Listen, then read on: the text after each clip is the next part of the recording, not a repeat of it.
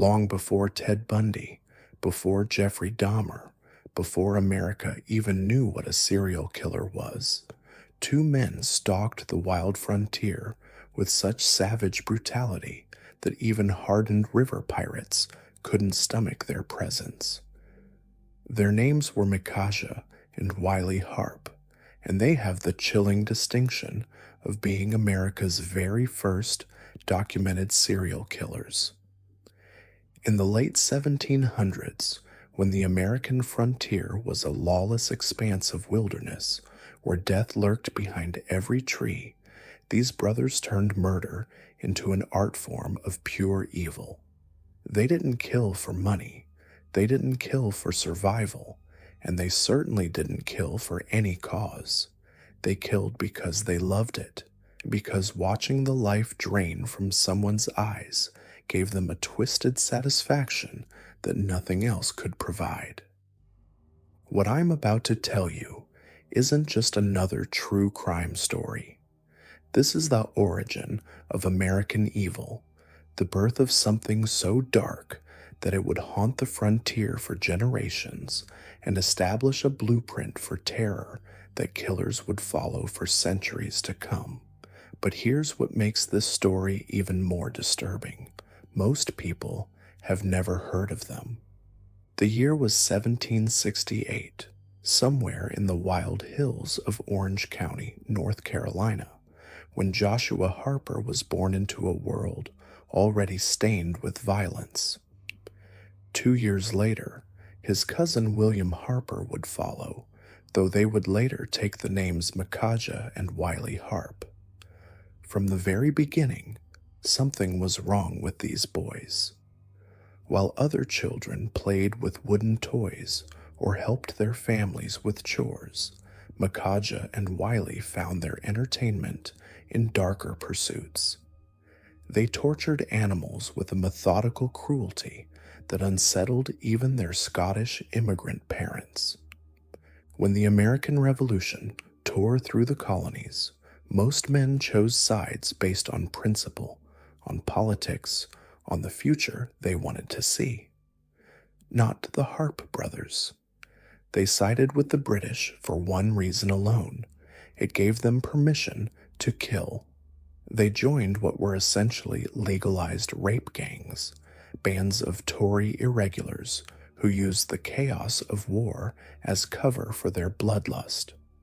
While other soldiers fought for king or country, the Harpes fought for the pure joy of watching people die.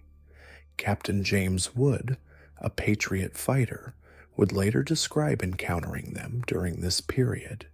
He said they moved through the countryside like a plague, burning farms, assaulting women, and murdering anyone who crossed their path. When Wood caught little Harpe attempting to rape a young girl, he shot and wounded him, but the wound only seemed to make Wiley more vicious, more determined to inflict pain on others.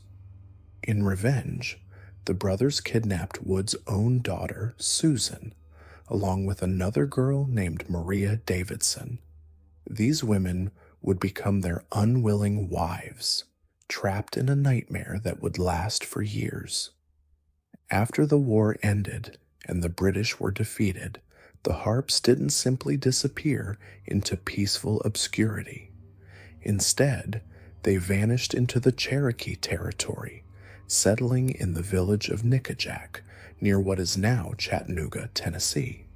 For over a decade, they lived among the Chickamauga Cherokee, learning new ways to kill, new methods of terror. But even among warriors hardened by frontier warfare, the Harpes stood out for their casual cruelty. By 1797, they had established themselves in a cabin near Knoxville, Tennessee, living a facade of normalcy. Wiley even married a minister's daughter named Sarah Rice, while Micajah continued his relationships with the kidnapped women. To their neighbors, they appeared to be just another frontier family trying to make a living. But behind closed doors, something far more sinister was brewing. That same year, the killing began in earnest. The first victim was a man named Johnson, found floating in a river near Knoxville. His body bore the signature that would become the Harpe's calling card. His chest had been cut open, his organs removed, and his body cavity filled with stones before being dumped in the water. It was methodical, deliberate, and absolutely terrifying. What made the Harpes different from every killer who would come after them wasn't just their methods, but their complete lack of discrimination. They didn't target a specific type of victim. They didn't have a preferred age, gender, or background. They killed whoever was available whenever the urge struck them. A traveling merchant, a family sleeping in their camp, a crying baby who annoyed them. It didn't matter. If you encountered the Harpe brothers and they decided you should die, you died. Their method was always the same: brutal, efficient, and designed to erase all evidence. They would disembowel their victims, fill the body cavity with stones, and sink them in the nearest river or creek. They believed this would prevent the bodies from floating to the surface, allowing their crimes to remain hidden forever. In many cases, they were right. Bodies weighted down by the Harpes are probably still resting on river bottoms across the American frontier. As 1798 turned into 1799, the brothers embarked on what can only be described as a murder spree across Kentucky and Tennessee. They killed 2 men in Maryland who were traveling through Kentucky. They murdered a peddler and at least 3 other travelers. But it was when they killed a man named John Langford that their luck began to change. An innkeeper recognized them as the killers and alerted the authorities. For the first time in their murderous careers, the Harpe brothers found themselves behind bars in Danville, Kentucky. But prison couldn't hold them. They escaped within days and immediately went about settling scores. The first thing they did was hunt down and murder the son of the man who had helped capture them. It was a message written in blood: cross the Harpes, and everyone you love will pay the price. With a bounty of $300 on each of their heads, equivalent to about $5,600 today, the brothers fled north, leaving a trail of bodies in their wake. They killed 5 more men as they traveled, and when they reached southern Illinois, they found what they thought would be the perfect refuge: Cave in Rock. This natural limestone cave, carved by water over thousands of years, sat on high bluffs overlooking the Ohio River. It had become a stronghold for river pirates led by a man named Samuel Mason, criminals who preyed on the slow-moving flatboats carrying settlers and their possessions down the river. These were hardened men, killers and thieves, who thought they had seen every kind of violence the frontier had to offer. They were wrong. Even among this gang of murderers and pirates, the Harpe brothers stood out for their depravity. The Mason gang watched in horror as the brothers developed a new form of entertainment. They would strip travelers naked, force them to the edge of the cliff above the cave, and push them off, watching their bodies shatter on the rocks below or disappear into the churning waters of the Ohio River. Samuel Mason, a man who had spent years robbing and murdering river travelers, finally drew the line. He told the Harpe brothers to leave. When even river pirates find your methods too extreme, you know you've crossed into territory that defies human understanding. Banished from their sanctuary, the brothers returned to Tennessee with their growing families in tow. By now, Their wives had given birth to several children, innocent souls born into a world of unimaginable horror. The women lived in constant terror, knowing that one wrong word, one moment of defiance, could result in their own brutal death. The killing resumed immediately. William Ballard was found disemboweled in the Holton River.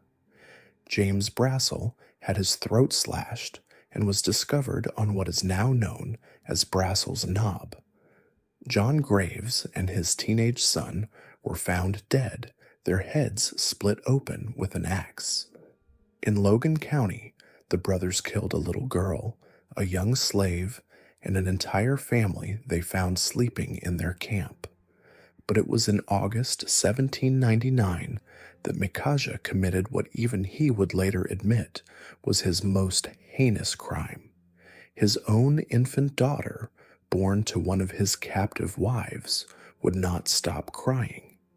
Enraged by the sound, Big Harpe grabbed the baby by her feet and smashed her head against a tree, killing her instantly.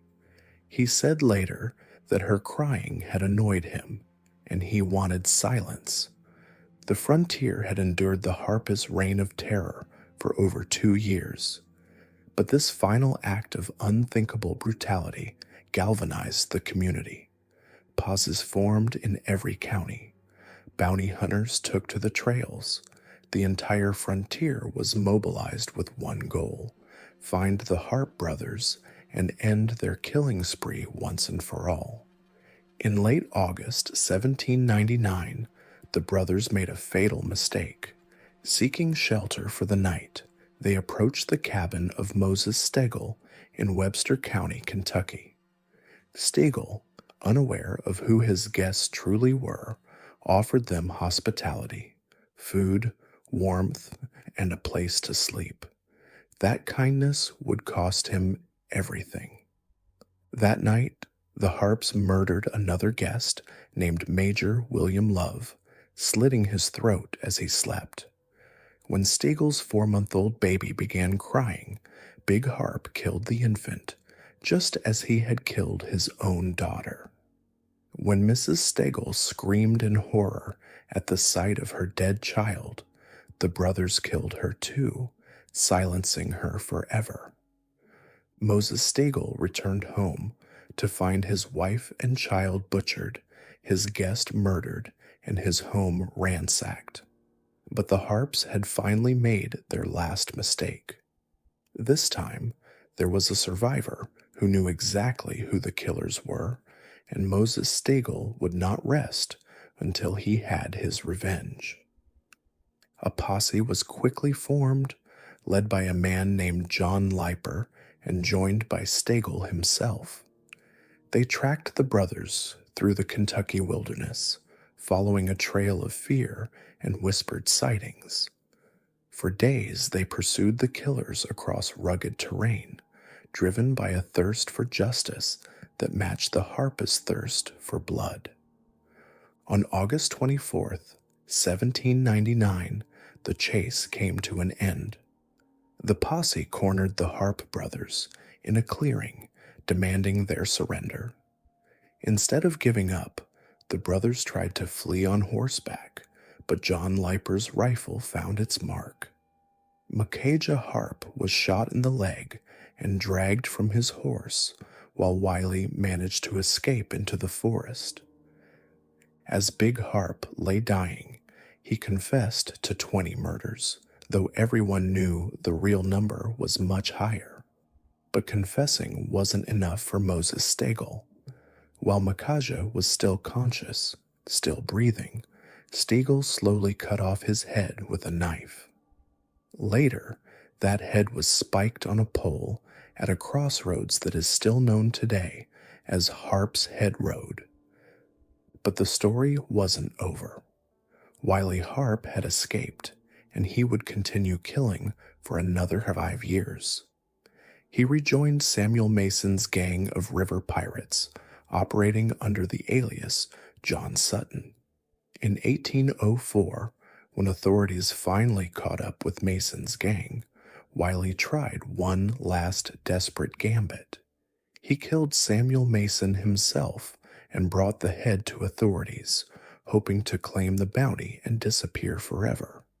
But a sharp-eyed lawman recognized him as Little Harpe, the surviving brother of America's first serial killers. On February 8th, 1804, Wiley Harpe was executed, and like his brother before him, his head was cut off and mounted on a pike along the Natchez Trace as a warning to other outlaws. The Harpe brothers were finally dead, but their legacy lived on. They had proven that evil could exist without reason, that some people killed not for gain or survival, but simply because they enjoyed it. They established a template of terror that would be followed by countless killers in the centuries to come. In their confessions, the brothers admitted to 39 murders, but historians believe the real number was much higher, possibly 50 or more. Bodies weighted down with stones and sunk in frontier rivers were never found. Families who simply vanished without a trace may have been victims whose deaths were never discovered. What makes the Harpe brothers particularly terrifying isn't just the number of people they killed, or even the brutal methods they used. It's the fact that they killed for no reason at all. They weren't trying to get rich. They weren't seeking revenge. They weren't fighting for a cause. They killed because something deep inside them was broken in a way that can't be fixed or understood. Today, if you drive through Kentucky or Tennessee, you can still find places that bear the names of their victims or mark the locations of their crimes. Harpe's Head Road still exists, a reminder of where Makaja's severed head was displayed as a warning. Cave-In Rock is now a state park, its dark history sanitized for tourists who come to admire the natural beauty of the limestone cave. But locals still tell stories.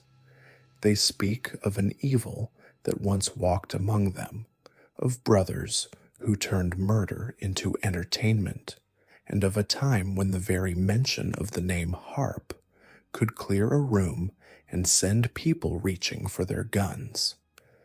The Harpe brothers may be America's first serial killers, but they represent something that goes beyond criminal history. They represent the dark side of the American frontier, the savage brutality that existed alongside the courage and determination of the pioneers. They remind us that evil has always existed, and sometimes it comes not in the form of a monster, but in the shape of men who look just like everyone else until they reveal what they truly are. In the end, the Harpe brothers got exactly what they deserved: death at the hands of the people they had terrorized. But their story serves as a chilling reminder that somewhere out there, walking among us even today, there may be others just like them. People who kill not because they have to, but because they want to. And when we find them, we can only hope that justice will be as swift and final as it was for Makaja and Wiley Harpe over 2 centuries ago. In the sweltering darkness of a Spanish colonial courtroom in New Madrid, Missouri, a man sat in chains as officials emptied his belongings across a wooden table, $7,000 in currency scattered like autumn leaves. But that wasn't what made the room fall silent.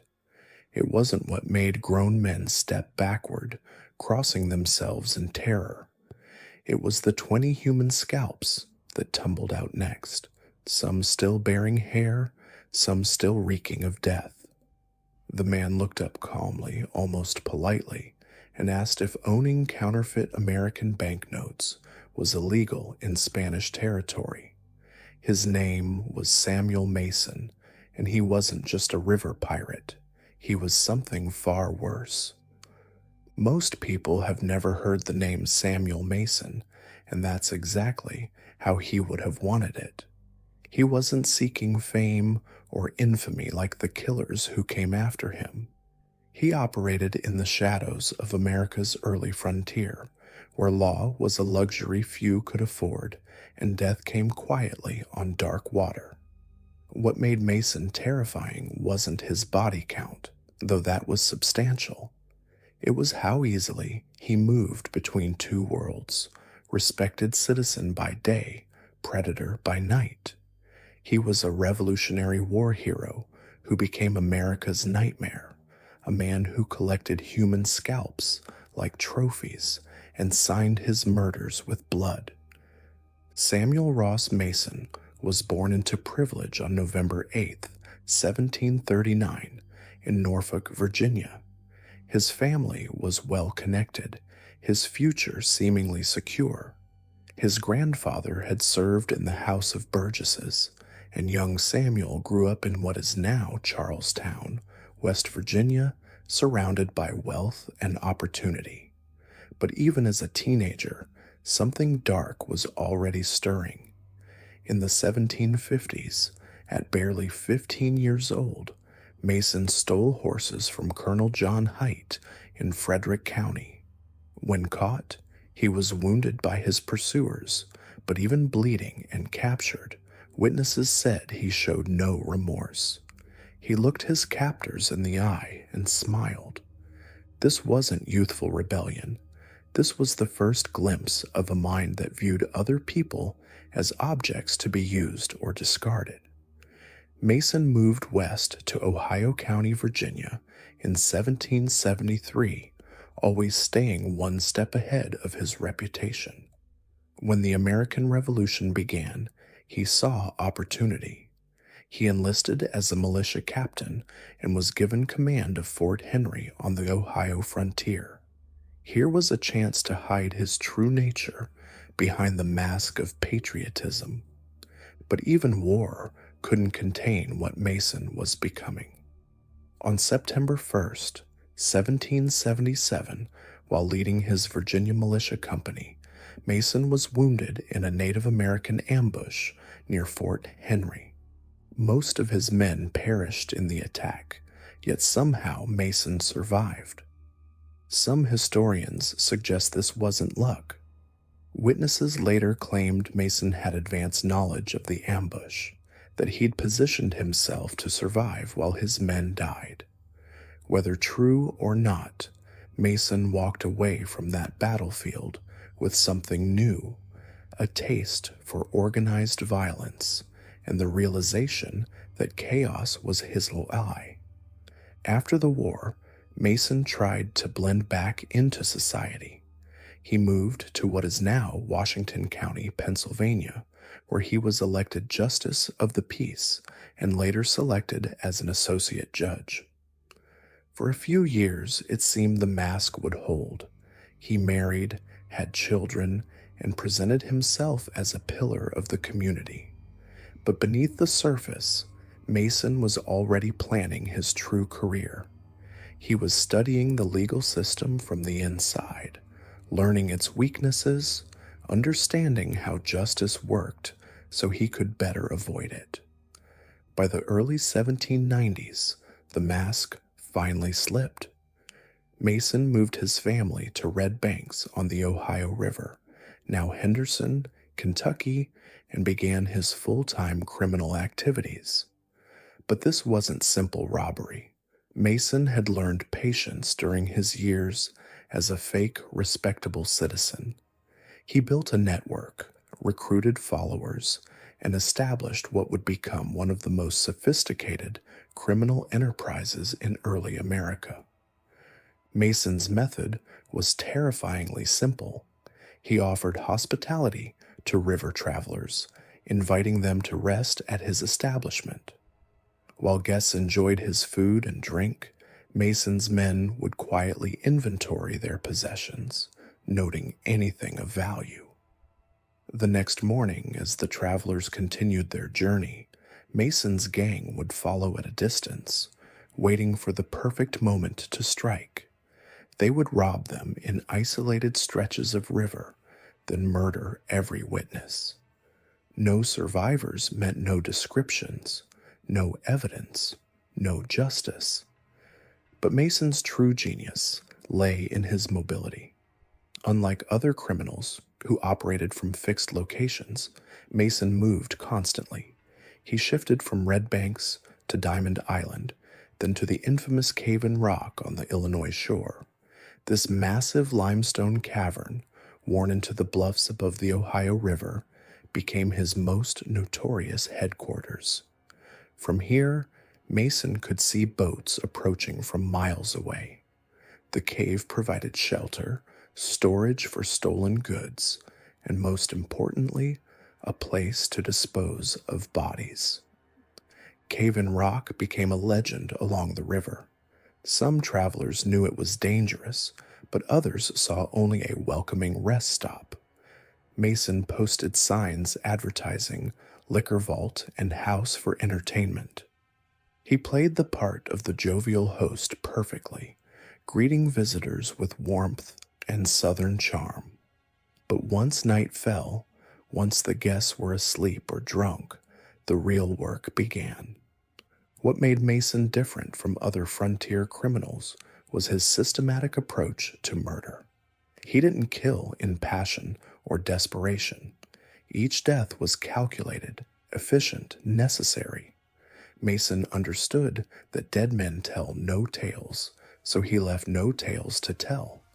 Entire families would disappear into the Ohio River, their boats scuttled, their belongings sold downriver to Mason's network of corrupt merchants. For a brief time, Mason even harbored the notorious Harpe brothers, Makaja and Wiley, who are considered America's first serial killers. But even Mason's hardened gang found the Harpes too brutal, too chaotic. The brothers took pleasure in torture, in making their victims suffer. Mason found this wasteful, unprofessional. When the Harpes began throwing naked prisoners off the bluffs just to watch them fall, Mason expelled them from Cave in Rock. He had standards after all. In 1799, Mason's reign at Cave in Rock ended when a group of vigilantes called the Exterminators, led by Captain Young of Mercer County, Kentucky, finally tracked him down. But Mason was already 3 steps ahead. He abandoned the cave, moved his operations down the Mississippi River, and settled his family in Spanish Louisiana, now Missouri. To the authorities, it looked like he'd disappeared. In reality, he was just changing hunting grounds.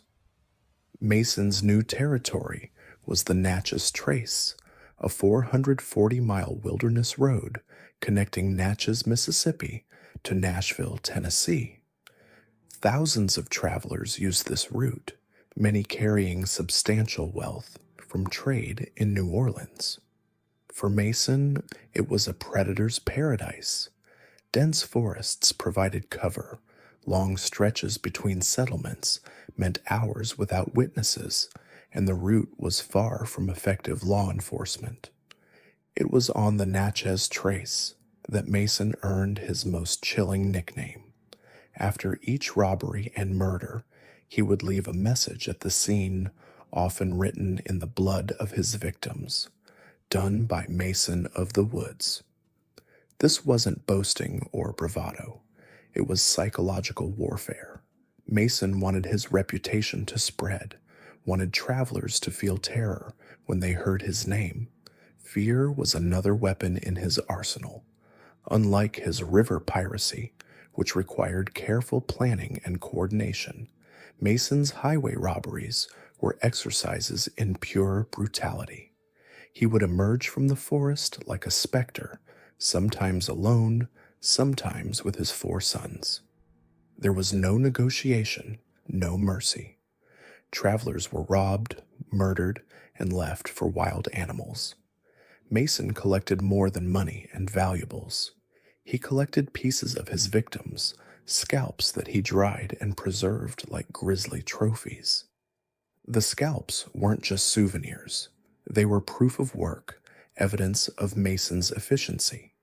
In his twisted mind, each scalp represented a problem solved, a witness silenced. He kept them in a special bag, carefully maintained and catalogued. To Mason, they were professional accomplishments. Between 1799 and 1803, Mason terrorized the Natchez Trace with methodical precision.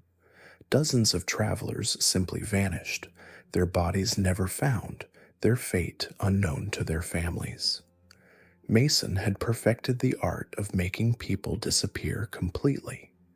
He knew which merchants would buy stolen goods without questions, which officials could be bribed to look the other way, which locations provided the best disposal sites for bodies.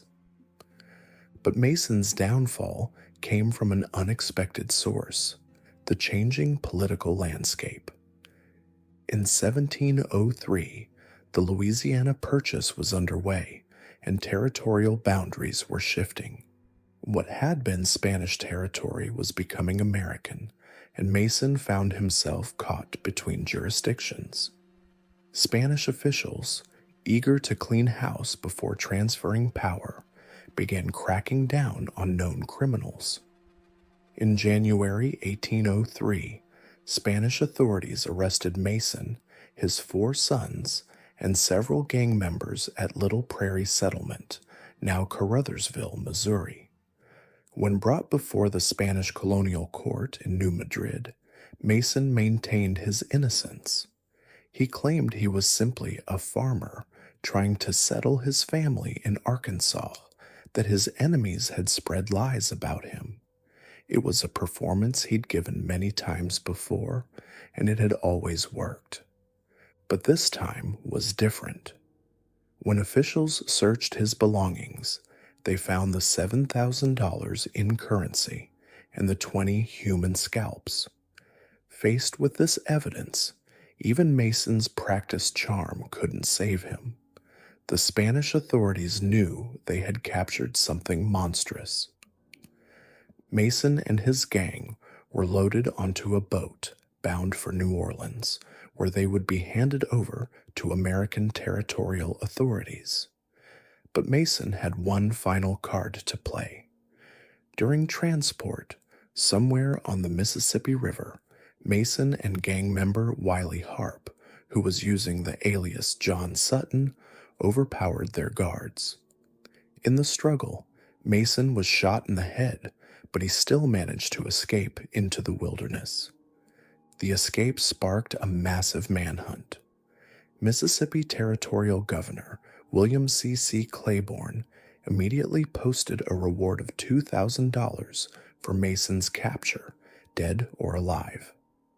This was an enormous sum for the time, equivalent to years of wages for most people, but Mason had vanished into the swamps and forests he knew so well, wounded but free.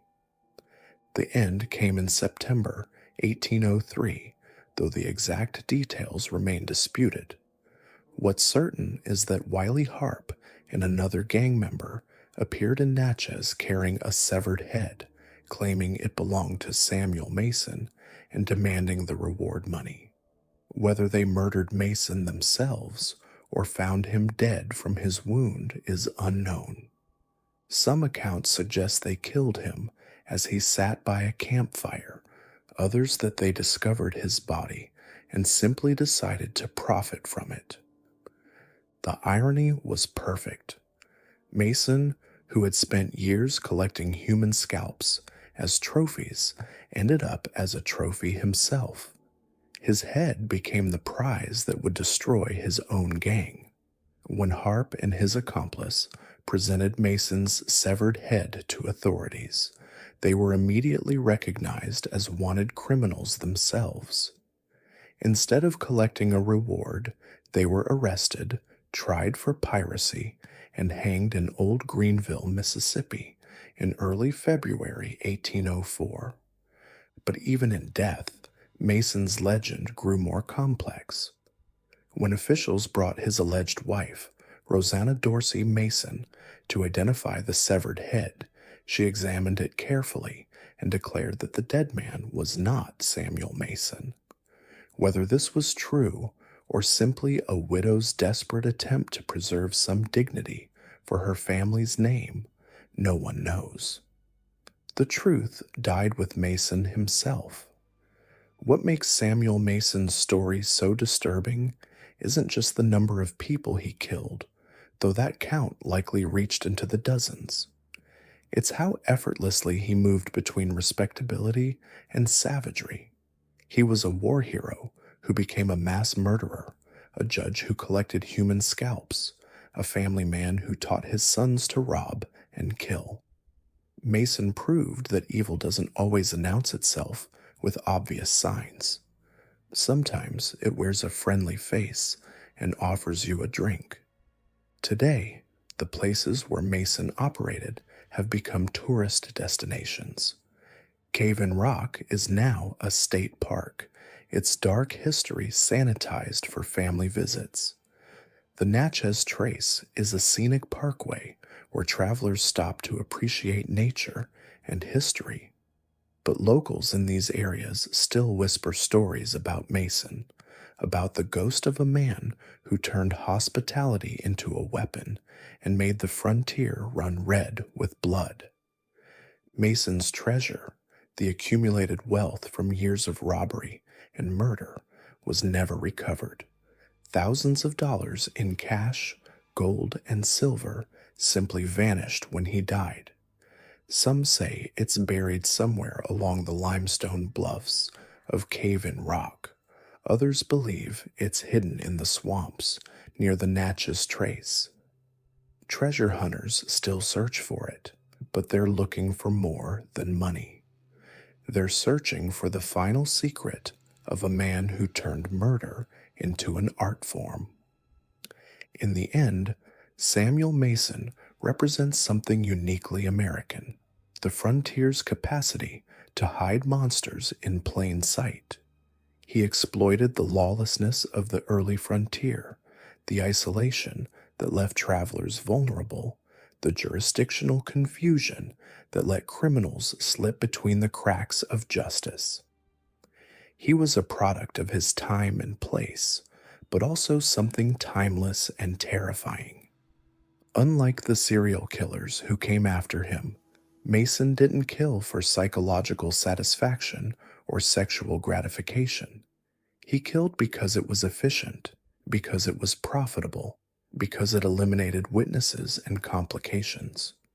To Mason, murder was simply good business practice.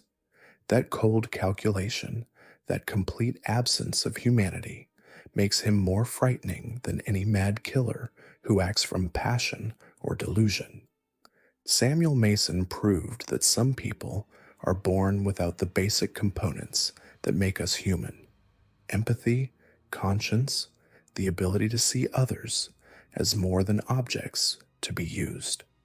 He spent his entire adult life perfecting the art of predation, learning how to identify victims, isolate them, and eliminate them without consequence. He was a master of his craft, and his craft was death. The next time you travel down a lonely road or accept help from a stranger, remember Samuel Mason. Remember that evil often wears a smile, that hospitality can hide homicide, and that the most dangerous predators are the ones who never let you see them coming. Mason's body is long dead, but his methods live on in every criminal who learned that the best way to avoid justice is to make sure there are no witnesses left to seek it.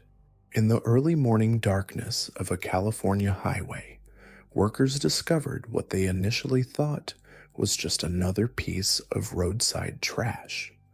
A large black garbage bag, tied tight and tossed carelessly beside the freeway like so much debris. But when they opened it, the stench hit them first. Then came the horror. Inside wasn't garbage at all.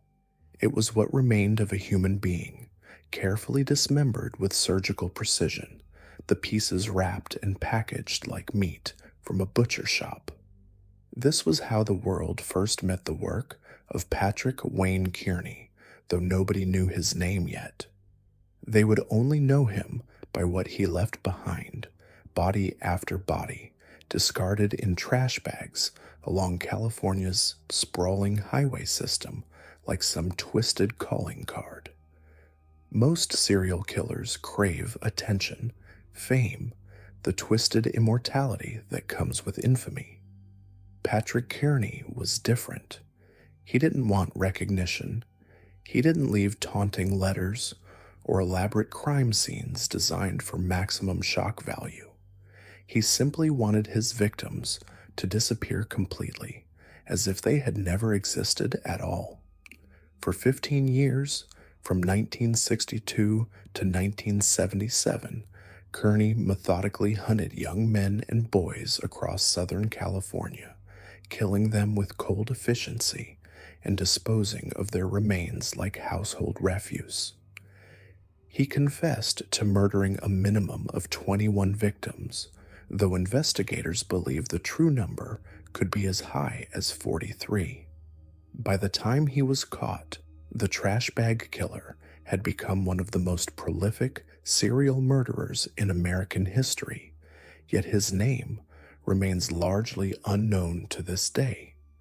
Patrick Wayne Kearney was born on September the 24th, 1939, in East Los Angeles, California, the oldest of 3 sons, in what appeared to be a reasonably stable middle-class family.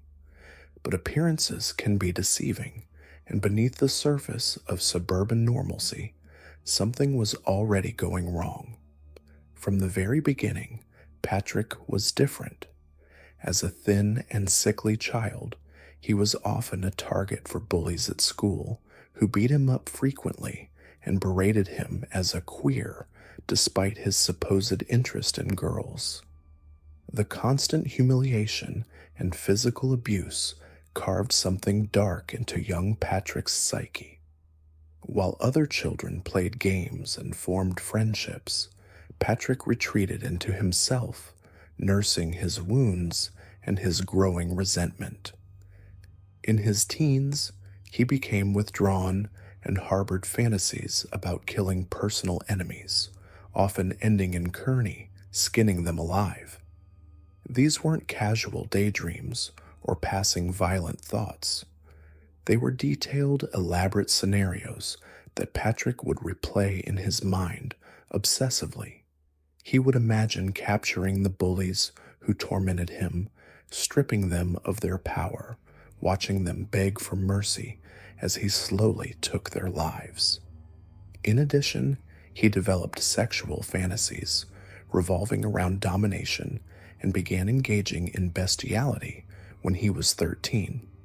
The combination of sexual dysfunction and violent ideation created a psychological powder keg that would eventually explode in horrific ways. After high school, Patrick tried to blend into normal society. He served briefly in the Air Force, then worked as an engineer for Hughes Aircraft Company in Culver City. His colleagues saw him as quiet, competent, unremarkable. His supervisor later described him as a model worker. Patrick earned good money, lived in nice apartments, and seemed to be living the American dream. But this was all camouflage, a carefully constructed facade designed to hide the monster growing inside him.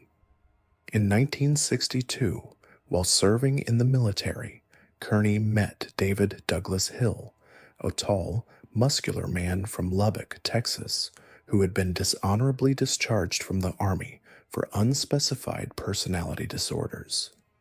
Hill was married, but he and Kearney began a passionate love affair that would define both their lives for the next 15 years. When Kearney left the military, he and Hill moved to California together, settling first in Culver City and later in Redondo Beach. They were an odd couple, the slight, nervous Kearney at 5 feet 7 inches and the imposing 6 feet 2 inches Hill, a high school dropout with no steady employment and a casual attitude toward life.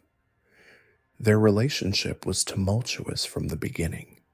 Hill would leave periodically, sometimes to return to his wife in Texas, sometimes just to escape the intensity of Kearney's obsessive personality. And it was during these separations that Kearney's carefully suppressed rage would reach a boiling point. When Hill was gone, Kearney felt abandoned, rejected, powerless. These were the same feelings that had consumed him as a bullied child, and now they triggered something far darker than fantasy. Kearney confessed to having committed his first murder in the spring of 1962. The victim's name is unknown, but he was confirmed to be age 19 and white. Kearney had convinced the male to take a ride on his motorcycle with him to a secluded area outside of Indio, California. When they arrived, Kearney shot the man in the head and sexually assaulted the body. This first kill established the pattern that would define Kearney's method for the next 15 years. The casual pickup, the isolated location, the sudden violence, and then the necrophilia. There was no hesitation, no visible emotion. Kearney later described the killing with the same detached tone one might use to discuss changing a tire. What made Patrick Kearney particularly dangerous was his intelligence. A psychiatrist who interviewed Kearney after his arrest determined that he had an IQ of 180, well above what's considered a genius. This wasn't some rabid, disorganized killer striking out in blind fury. This was a brilliant predator who planned every move, analyzed every risk, and learned from every mistake. He studied his victims, refined his methods, and constructed elaborate systems to avoid detection. While other killers left clues through sloppiness or psychological compulsion, Kearney left virtually nothing. Being of slight build, Kearney was unable to physically overpower his victims and used a gun to kill them. He was not sadistic and did not inflict pain on his victims as the other two freeway killers did, preferring quickness and efficiency. Kearney wasn't motivated by a desire to torture or to see his victims suffer. He killed for a different reason entirely, because dead men don't tell tales, and dead bodies could become objects for his sexual gratification without the complications of a living person's will or resistance. His hunting grounds were the gay bars and hitchhiking spots of Southern California and Mexico. Kearney mostly sought out partners in San Diego and Tijuana, Mexico, where he used his fluency in Spanish and keen interest in Latin American culture as a basis to connect with potential partners. He was charming when he needed to be, appearing safe and trustworthy to young men looking for companionship or just a ride to the next town. Many of his victims were transients, runaways, or sex workers, people who lived on society's margins and whose disappearances might not be immediately noticed or thoroughly investigated. The killing process itself became ritualized over time. Kearney would typically shoot his victims in the head with a small caliber pistol, often while they were distracted or sleeping. After copulating with his victims' corpses, Kearney would usually mutilate and dismember the remains with a hacksaw before disposing of them in various locations such as canyons, landfills, and along the freeways, usually in industrial trash bags. This post-mortem dismemberment served both practical and psychological purposes. Practically, it made the bodies easier to transport and dispose of while minimizing the chance of identification. Psychologically, It allowed Kearney to exert total dominance over his victims, reducing human beings to manageable pieces that he could arrange and rearrange as he pleased. In some cases, Kearney disposed of the bodies in the desert where they could be consumed by carrion-eating animals. Kearney would sometimes drain the victim's blood to eliminate odor and would also sometimes bathe the body parts prior to disposal to minimize the presence of dried blood and eliminate fingerprint evidence.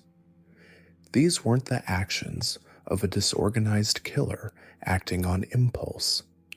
This was forensic awareness decades before such techniques became common knowledge.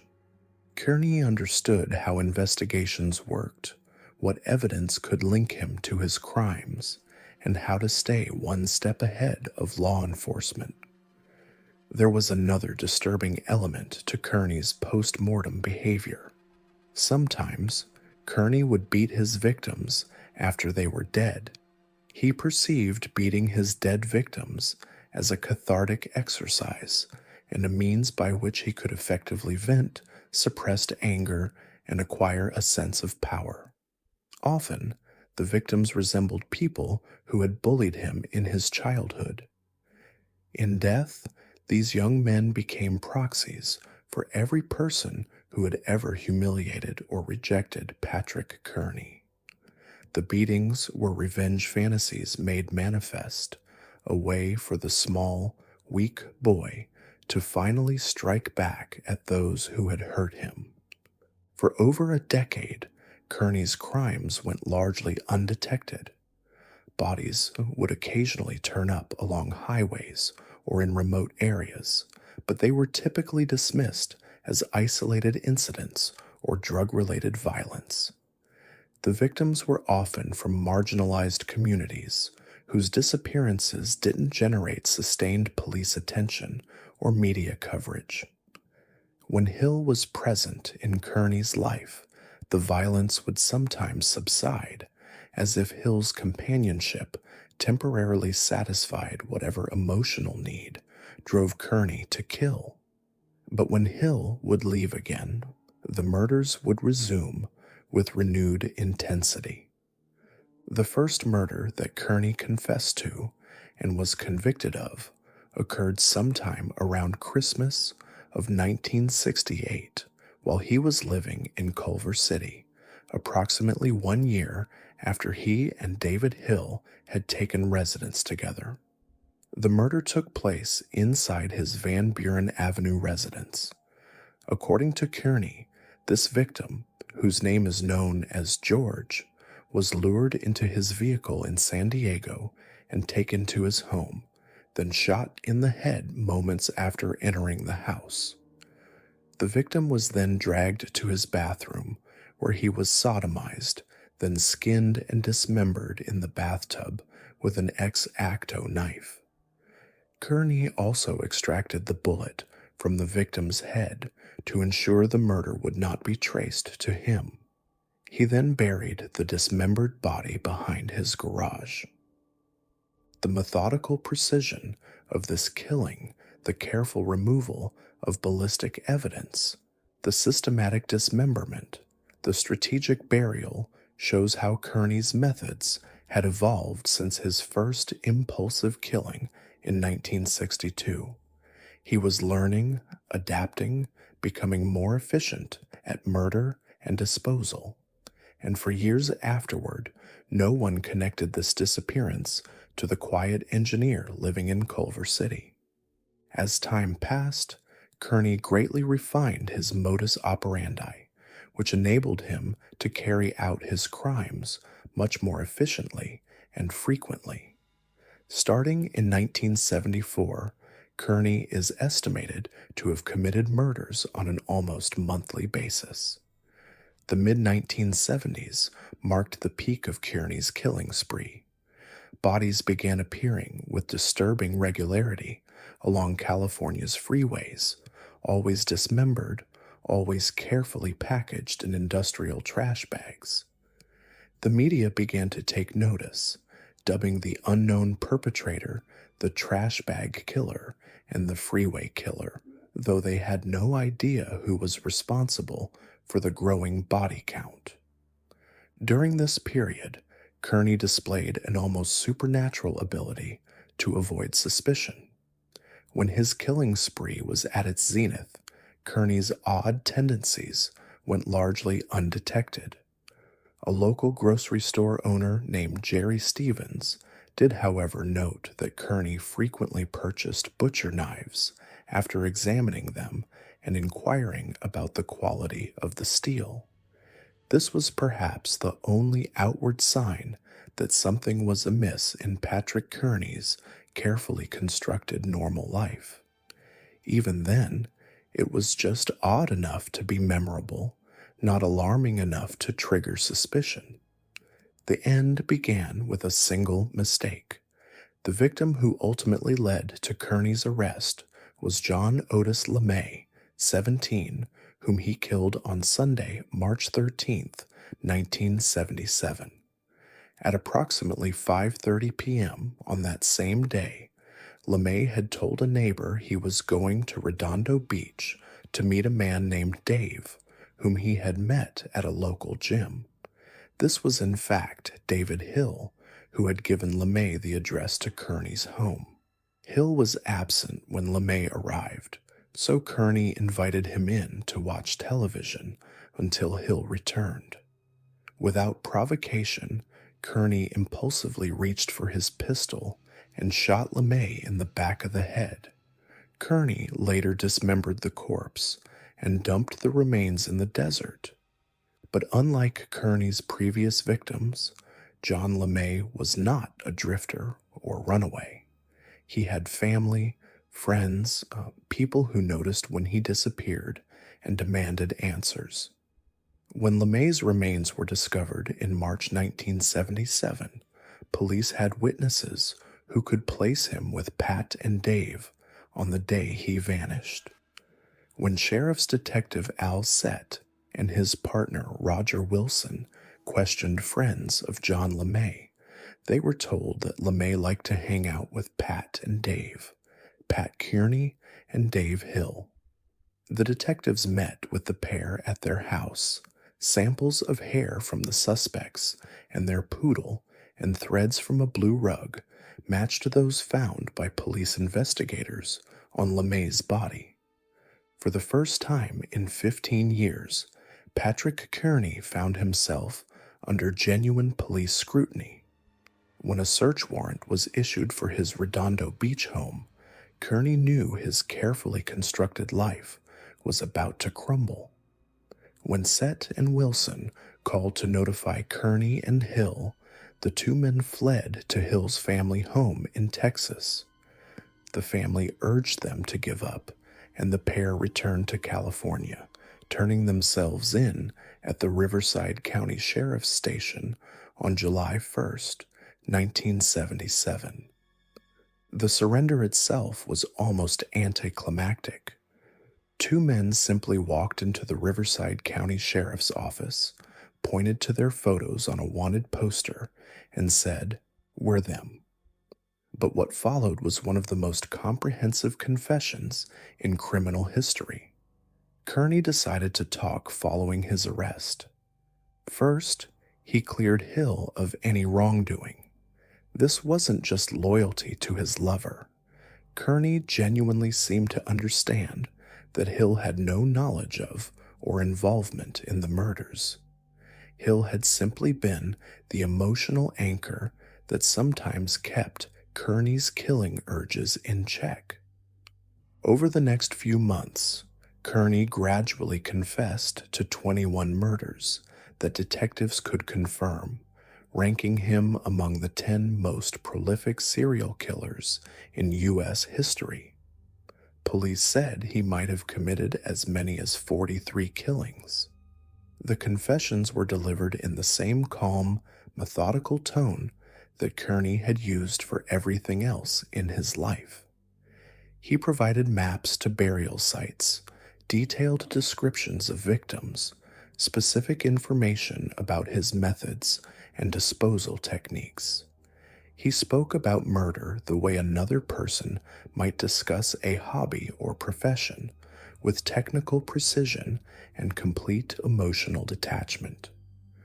What emerged from these confessions was a picture of systematic predation, unlike anything investigators had seen before. Kearney hadn't killed in moments of passion or fury. He had killed as a form of emotional regulation, a way of dealing with the abandonment and rejection he felt when Hill left him. The murders were both revenge against those who reminded him of his childhood tormentors and a way of creating sexual partners who could never leave him, never reject him, never cause him the pain that living relationships inevitably brought. The legal proceedings were swift.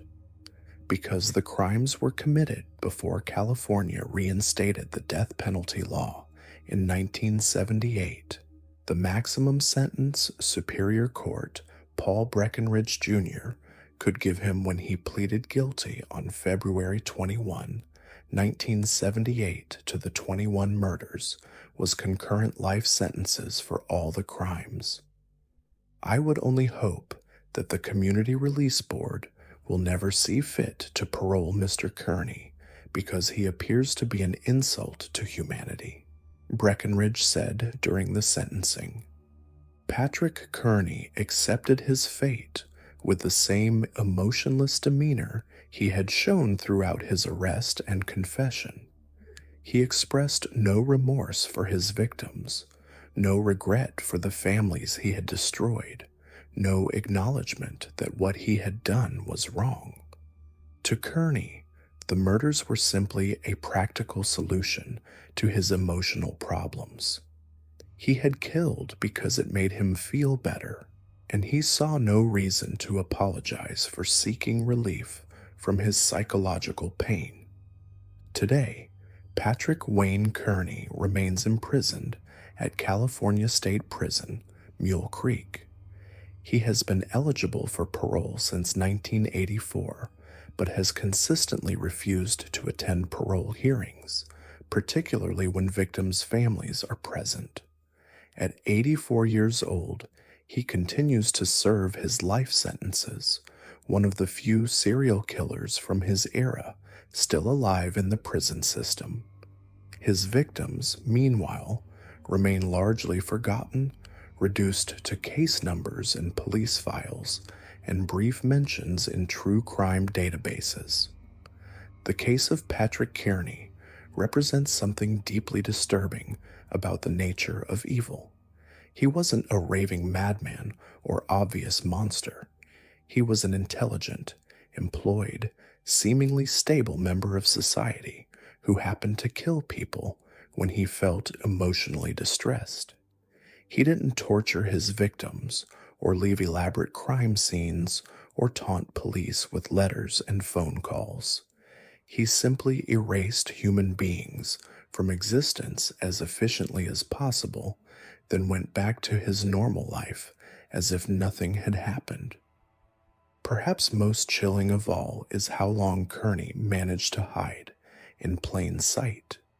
For 15 years, he lived among us, worked alongside us, even socialized with potential victims before killing them. He proved that monsters don't always look like monsters. Sometimes they look like the quiet engineer next door, the helpful coworker, the polite stranger offering a ride. They blend seamlessly into society, using our assumptions about normalcy and safety as camouflage for their predatory nature. The trash bag killer's legacy isn't just the 21 confirmed lives he took, or even the additional victims who may never be identified. His legacy is the reminder that evil often wears the most ordinary faces, speaks in the calmest voices, and hides behind the most mundane facades. Patrick Kearney spent 15 years proving that the most dangerous predators are often the ones we never see coming, the ones who understand that the best hiding place for a monster is among the rest of us, wearing the mask of normalcy while quietly planning their next kill. In the end, the most terrifying thing about Patrick Wayne Kearney isn't the brutality of his crimes or the efficiency of his methods. It's how easily he moved through the world, how perfectly he imitated human decency while feeling none of it himself. He was a walking reminder that sometimes the greatest evil comes not from those who reject society's values, but from those who understand them well enough to use them as a disguise. In October 2014, the body of 19-year-old Africa Hardy was discovered in a motel bathtub in Hammond, Indiana. She had been strangled, her life brutally ended in what appeared to be another tragic but isolated crime. But what police didn't know was that this discovery would unravel one of the most chilling murder sprees in recent memory, leading them to a man who had been operating in the shadows for decades. His name was Darren Dion Vann, and if you've never heard that name before, it's not because his story lacks horror. It's because Vann was a different kind of monster. He didn't seek fame or recognition. He didn't taunt police or leave cryptic messages. He simply killed, disposed of bodies in abandoned houses like discarded trash, and disappeared back into the urban decay of Gary, Indiana, where no one would think to look for evil hiding in plain sight. Darren Dion Vann was born on March 21st, 1971, in Indiana. His early life gave little indication of the predator he would become. He was quiet, unremarkable, the kind of person who could blend into a crowd and vanish without anyone noticing he was ever there. But beneath that ordinary exterior, something dark was already taking root.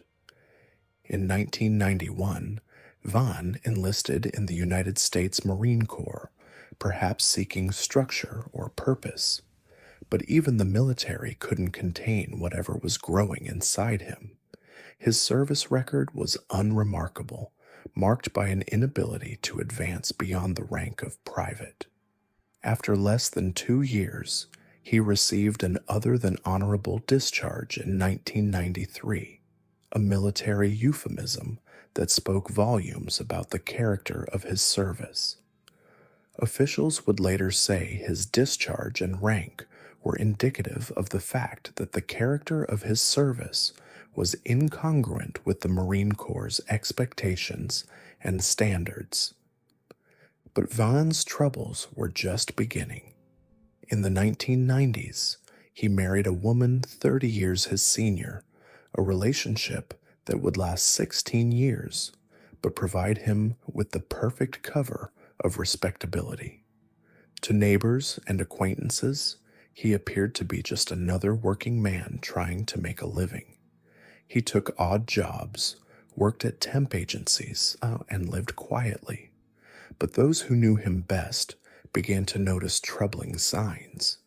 Edward Matlock, Vann's stepson, remembered a man who talked to himself, who seemed lost in thought, who spent time in dangerous neighborhoods for reasons that were never clear. Matlock was uncomfortable with the relationship from the beginning, disturbed not just by the age difference, but by something he couldn't quite define about his stepfather's behavior. The first clear warning sign came in 2004 when Vann was arrested for a domestic violence incident that revealed the depth of his capacity for brutality. Police found him standing outside a house with a gas can and lighter, threatening to burn down the building where his girlfriend had sought shelter. When officers arrived, Vann grabbed the woman around the neck, holding the gasoline and flame as he refused to let her go. Only the intervention of police prevented what could have been a murder-suicide. For this crime, Vann spent 90 days in jail, but it was merely a preview of the horror to come. In 2007, while living in Austin, Texas, Vann committed his most serious known crime before his murder spree. He attacked a 25-year-old Hispanic woman in her apartment, striking her repeatedly, strangling her, and brutally raping her. The assault was so savage that when he was finally caught and convicted in 2009, he was sentenced to 5 years in prison. Prison should have been the end of Vann's story. It should have been where society contained the monster. But on July 5th, 2013, Darren Dion Vann walked out of a Texas state penitentiary as a registered sex offender, classified as low risk by authorities who believed he was unlikely to reoffend. They were catastrophically wrong. Vann moved back to Gary, Indiana, a city that had become a perfect hunting ground for someone like him. Once a thriving steel town, Gary had fallen into decay, with an estimated 10,000 abandoned structures scattered throughout the city. These empty houses, forgotten by society and ignored by authorities, would become Vann's personal graveyard. Within 15 months of his release from prison, Vann would kill 7 women. But these weren't random acts of violence born from sudden rage. They were methodical, calculated murders carried out by a man who had found his calling. Vann's victims were vulnerable women, many involved in prostitution, whom he contacted through websites like Backpage. He specifically targeted those who wouldn't be missed, women living on the margins of society who had been abandoned by the very systems that should have protected them. To Vann, they weren't people with hopes, dreams, and families who loved them. They were simply disposable. His method was as cold as it was effective. He would strangle his victims, sometimes with his bare hands, other times with electrical cords, or even their own jewelry. The murder of Tracy Martin was particularly horrific. Vann strangled her with her own necklace, leaving it around her neck as a grotesque reminder of his cruelty. Her mummified remains were later found in a closet in an abandoned house on Massachusetts Street, a discovery that haunted even seasoned investigators. What made Vann so dangerous wasn't just his willingness to kill, but his ability to remain invisible. Unlike many serial killers who develop patterns that help police connect their crimes, Vann deliberately varied his methods and disposal sites. Each victim was strangled differently, each body placed in a different abandoned structure.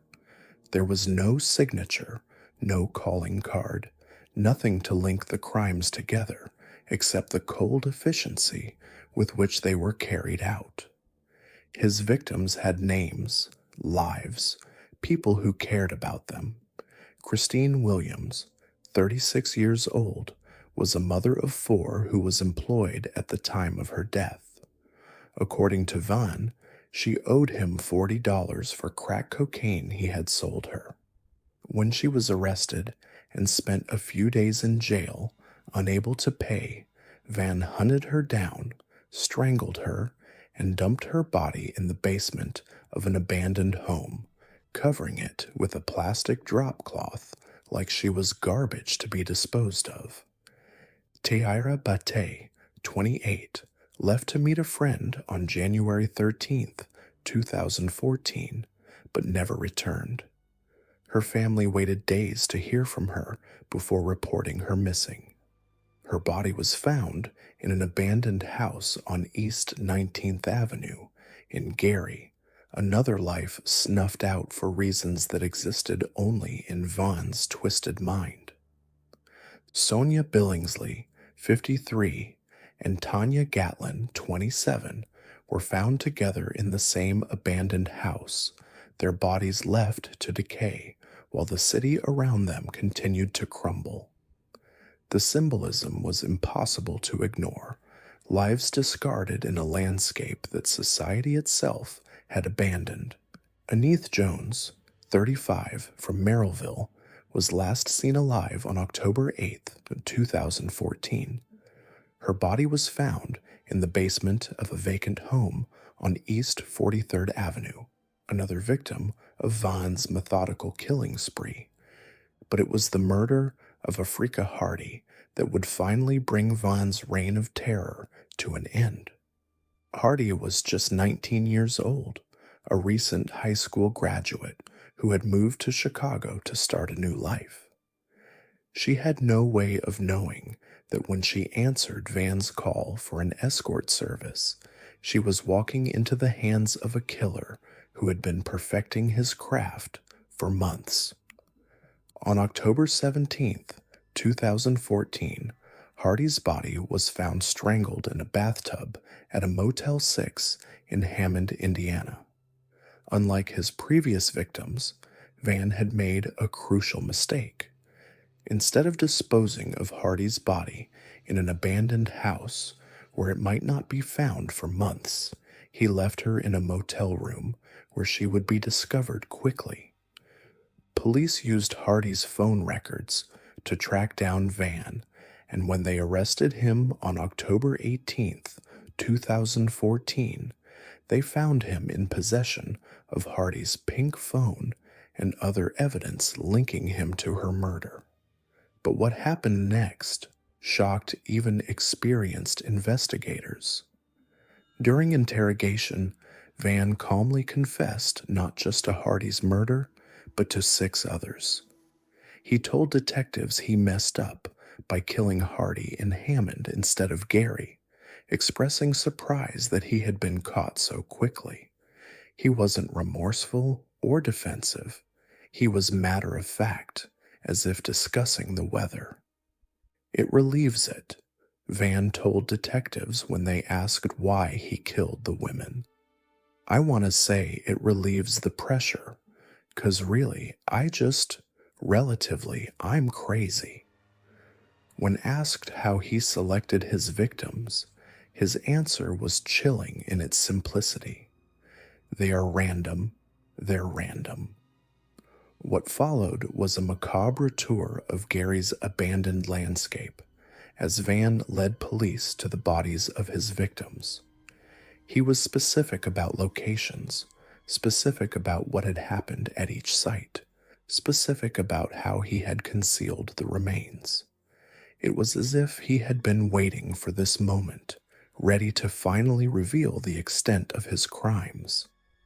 But even as authorities celebrated the capture of what they believed to be a prolific serial killer, darker revelations were yet to come.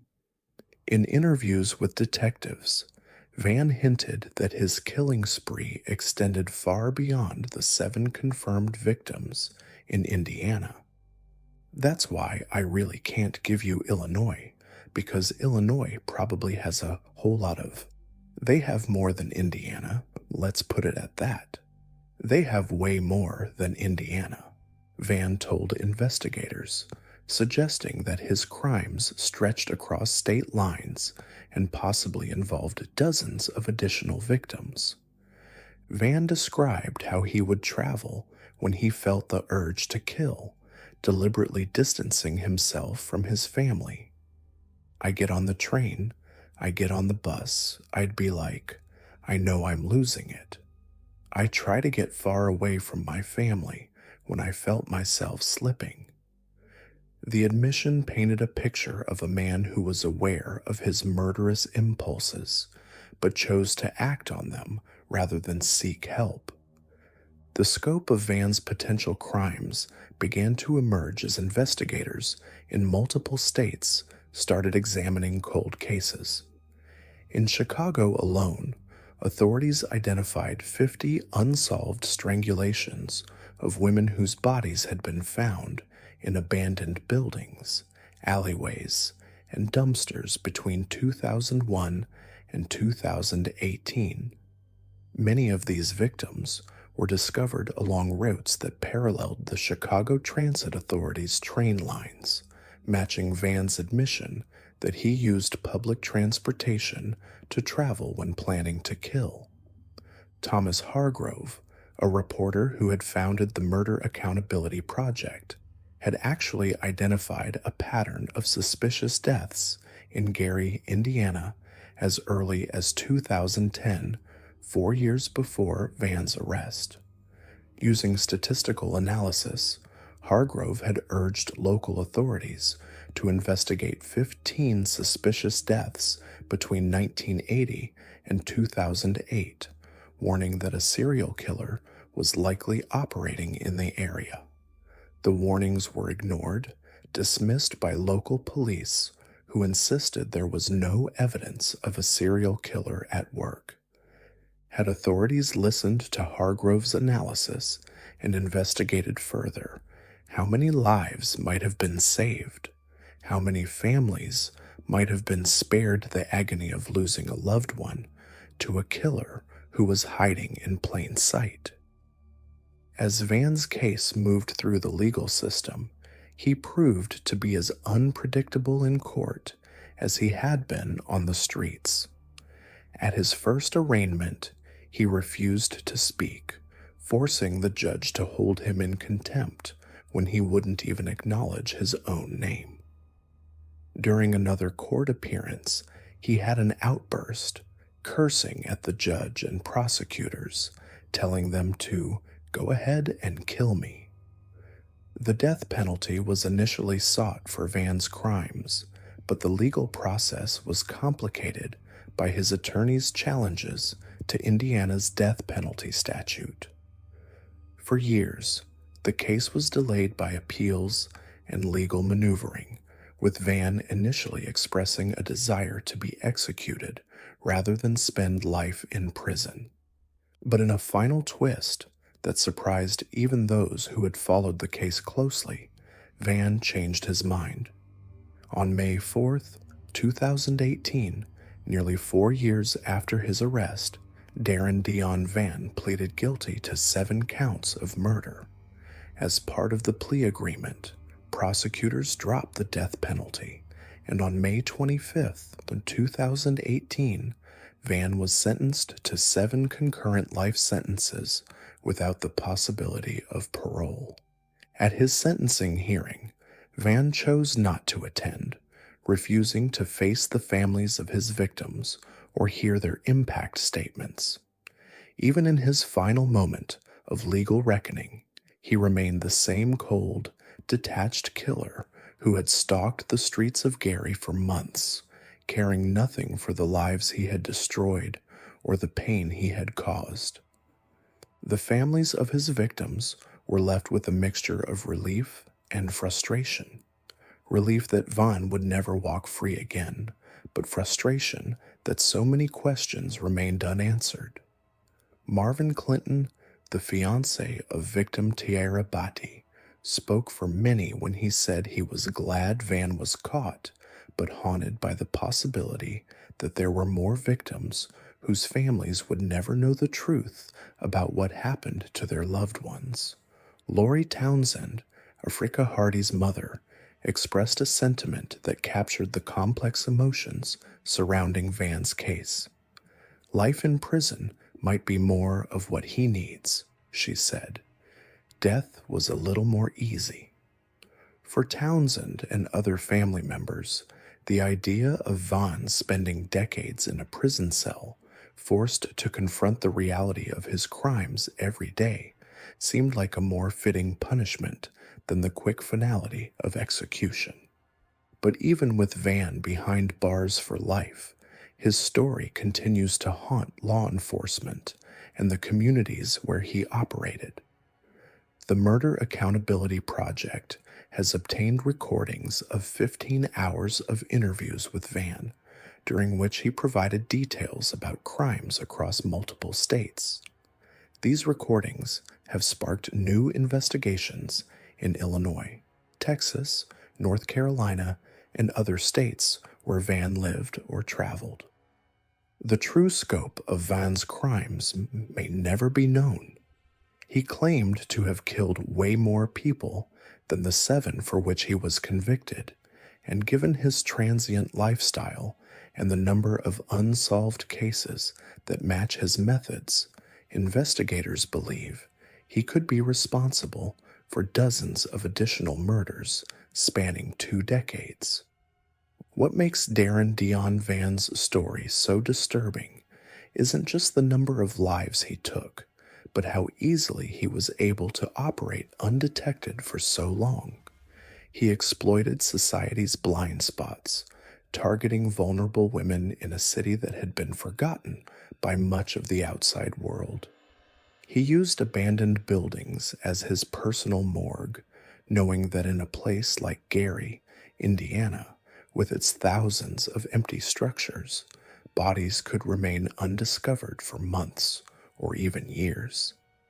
Vann also exploited the failures of a system that was supposed to monitor him after his release from prison. Despite being a registered sex offender with a history of violence, he was classified as low risk and essentially allowed to disappear into the urban landscape without meaningful supervision. The 15 months between his release from Texas prison and his arrest in Indiana represent a period when 7 women lost their lives to a killer who should never have been free to hunt again. Today, Darren Dion Vann sits in the Wabash Valley Correctional Facility in Indiana, serving his 7 life sentences in isolation from the world he terrorized. He will never see freedom again, never have another opportunity to take an innocent life. But for the families of his known victims, and for the families of countless others whose loved ones disappeared under suspicious circumstances in cities where Vann lived and traveled, his capture provides only partial closure. The abandoned houses of Gary, Indiana, still stand as silent monuments to the horror that unfolded within their walls. Some have been demolished, others boarded up, but the memories of what happened there remain. Local residents speak of feeling watched when they pass certain structures, of an oppressive stillness that seems to hang over places where Vann deposited his victims like discarded trash. Vann's story serves as a chilling reminder that evil doesn't always announce itself with grand gestures or theatrical displays. Sometimes it lurks in the shadows, methodical and patient, waiting for the right moment to strike. It exploits society's forgotten corners and preys on its most vulnerable members. It wears the mask of an ordinary man, someone who could pass you on the street without raising suspicion, someone who could live next door for years without anyone suspecting the darkness that lies within. The name Darren Dion Vann may not be as well known as other serial killers who courted publicity and infamy, but his crimes are no less heinous. If anything, his anonymity made him more dangerous, allowing him to kill for months without detection, to claim victims across multiple states without anyone connecting the dots. In the end, Vann's legacy is not one of notoriety or infamy, but of lives cut short and families destroyed. 7 women who should be alive today, who should have had the chance to grow old, to achieve their dreams, to make their mark on the world.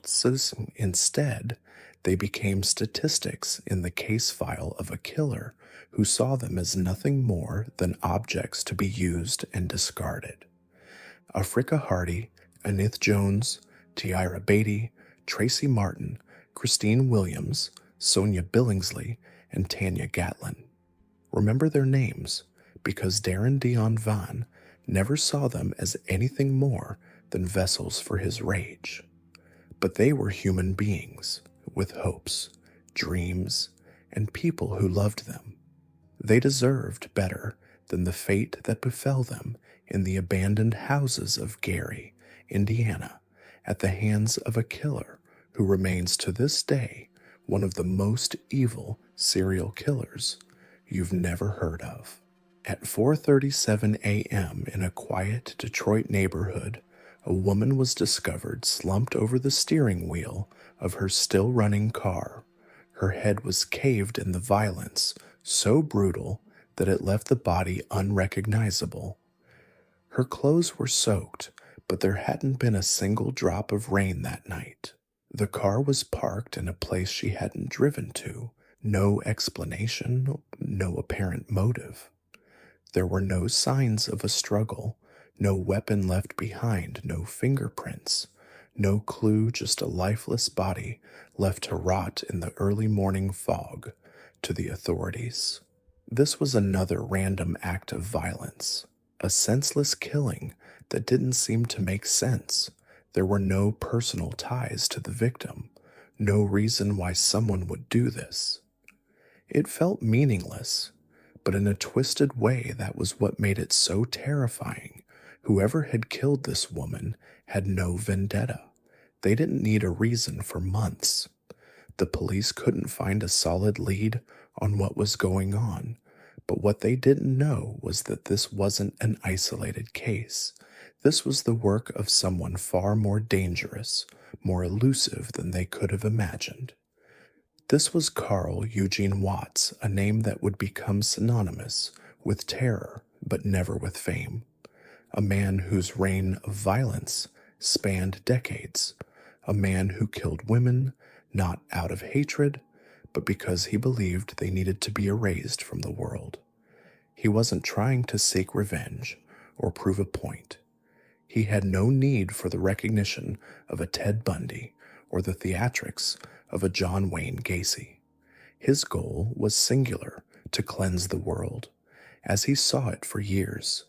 He operated in the shadows, moving with such anonymity that he slipped through the cracks of justice, leaving no trace behind. Born in 1953 in Texas, Carl's early life didn't suggest the monster he would become. In fact, it seemed almost the opposite. He was quiet, introverted, the kind of child who could go unnoticed. But when Carl was 8 years old, something happened that would change his life forever. He contracted viral meningitis. The illness left him with lingering effects, and those around him began to notice subtle changes in his behavior where he had once been a shy, introverted child. He became distant, cold, and detached from the world around him. His social interactions grew minimal, and he started drawing disturbing images that foreshadowed the darkness inside him. What his family didn't understand was that the meningitis had done more than just make Carl sick. It had fundamentally altered something in his brain. The inflammation had damaged neural pathways, affecting his ability to form emotional connections with other people where once there had been a capacity for empathy. There was now a void, a hollow space that would gradually fill with something far more sinister. His teachers noticed the change too. The once quiet boy became even more withdrawn, rarely speaking in class and showing little interest in making friends. When other children played together, Carl would watch from a distance, his eyes cold and calculating as if he was studying them rather than wanting to join them. As Carl entered his teenage years, his disturbing behavior grew more pronounced. He began to experience vivid nightmares that weren't just random fantasies, but violent fantasies where he stalked and killed women. These were not just dreams. They were detailed, vivid, and in his mind real. He would describe these killings with a level of calmness, even satisfaction. He spoke of the way he felt peace and control after each act of violence, But Carl didn't just dream about it, he planned it. The first sign that Carl's fantasies were becoming reality came when he was just 15 years old. He attacked a woman for the first time. He didn't know her. She was a random target. A woman he ambushed, attacked, and stabbed. She survived the attack, but Carl was arrested. The psychiatric evaluation that followed painted a chilling portrait of Carl's psyche. He was diagnosed with antisocial personality disorder, and the doctors warned that he posed a severe risk of future violence. But this wasn't enough to stop him. He spent only 2 months in a psychiatric facility before being released, deemed manageable. But Carl wasn't stopped. He was given a taste of freedom, and he wouldn't waste it. What made Carl's case so unusual was how the system failed to recognize the warning signs that were clearly present during his brief psychiatric evaluation. The doctors noted his complete lack of remorse for the attack, his inability to understand why his actions were wrong, and most disturbingly, his detailed fantasies about killing women. But in the 1960s, mental health treatment was vastly different from today. There was little understanding of how to properly assess and contain someone with Carl's particular pathology. The facility that held him for those 2 months was more concerned with managing his outward behavior than addressing the murderous thoughts that consumed his mind. He slipped back into society, blending in like an invisible predator. He kept a low profile, living a life that appeared normal. On the outside, he enrolled in school, worked odd jobs, and even played football.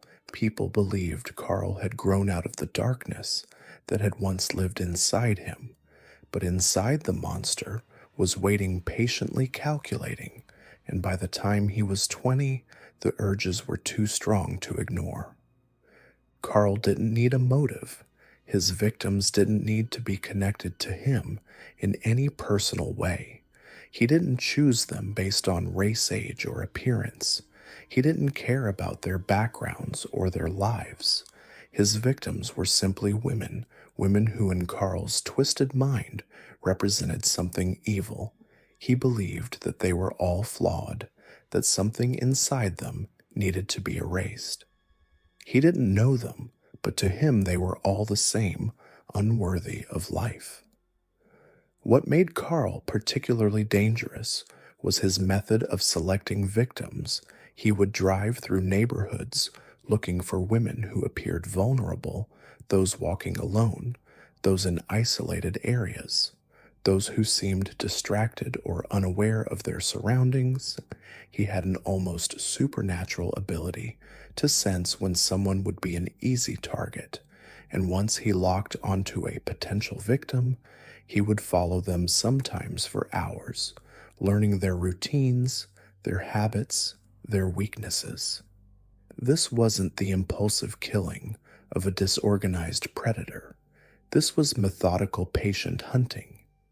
His killing spree began slowly, but with each murder, Carl grew bolder.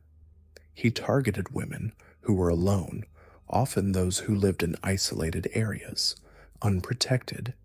He struck with brutal force, killing swiftly and without hesitation. There was no need to celebrate his actions afterward. He didn't leave behind trophies or take joy in the aftermath.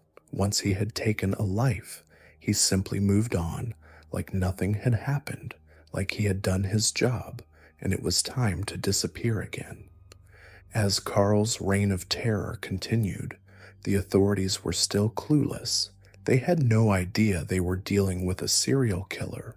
They saw isolated incidents, random acts of violence, and could never connect them. Carl's ability to blend in, to remain invisible, was what made him so dangerous. He was a killer who wasn't trying to get caught. He didn't want fame. He didn't want recognition. He simply wanted to kill, and he would continue to do so for years. In 1974, Carl Eugene Watts moved to Detroit, and right after he arrived, women started dying. The first was strangled in her apartment, the next drowned in her bathtub, the third beaten with a pipe and dumped like trash in a back alley. Different methods, different neighborhoods, different victims, no connections, no suspects, just silence and corpses. And that was the point, because Carl didn't want to get caught. He didn't want attention. He didn't even want to be remembered. He wanted the opposite. He wanted to erase, to eliminate. He believed certain women were evil, not because they'd done anything, but because he felt it. That was all he needed, his gut. And once Carl locked onto that feeling, it didn't matter who you were already dead. What made Carl terrifying wasn't just what he did, it was how he did it. No pattern, no motive, no connection to the victims. He didn't stalk them for weeks. He didn't lure them in. He didn't play mind games. He killed quickly, cleanly, with purpose, and he never used the same method twice. It made him invisible. There was no signature, no calling card, nothing to link one scene to the next. Detroit police didn't stand a chance. The city was drowning in violent crime, shootings, robberies, gang wars, drugs. Every day brought another murder, another assault, another body in that chaos. Carl thrived. He slipped between the cracks like smoke every time they found one of his victims. It looked random, a robbery gone wrong, a domestic dispute, just another statistic, and by the time the cops even started the paperwork, Carl was already gone. The sheer volume of violent crime in Detroit during the 1970s provided perfect cover for Carl's activities. The city was experiencing one of the highest murder rates in the country, with over 700 homicides per year. The police force was overwhelmed, understaffed, and dealing with gang violence, drug-related killings, and domestic murders. On a daily basis in this environment, a few more dead women, especially those from marginalized communities, barely registered as unusual. It was the perfect hunting ground for someone like Carl, who understood that his crimes would be lost in the statistical noise of urban violence. He picked his victims carefully. Women who were alone, isolated, the kind of people no one looked out for. Some were students, some were elderly, some were barely scraping by. He didn't care once he saw them, once he decided they were broken, twisted, unclean. He acted strangulation, blunt force, drowning, stabbing, each one different, each one untraceable, and he didn't stop. Over the next 6 years, the murders kept coming silent, cold, ruthless. Some happened in the middle of the night, some in broad daylight. There was no rhythm to catch, no pattern to follow. The only consistency was this: the victims didn't survive, and Carl didn't leave a trace. He didn't kill for lust or trophies. He didn't get high off power. He didn't want control. He just wanted them gone. By 1981, Carl had murdered so many women in Detroit that even he started to feel the pressure. The city was getting smaller. He needed space, new streets, new shadows to disappear into. So he moved to Houston, Texas, bigger city, more chaos, more noise to hide in, and within weeks, the killings started again. But this time, something changed. Carl fell into a rhythm, a dark routine. Most of his new attacks happened early Sunday mornings, women alone in their apartments, preparing for church, drinking coffee, getting ready to start the day. That's when Carl moved. He became the shadow outside your window, the knock on your door when you weren't expecting anyone.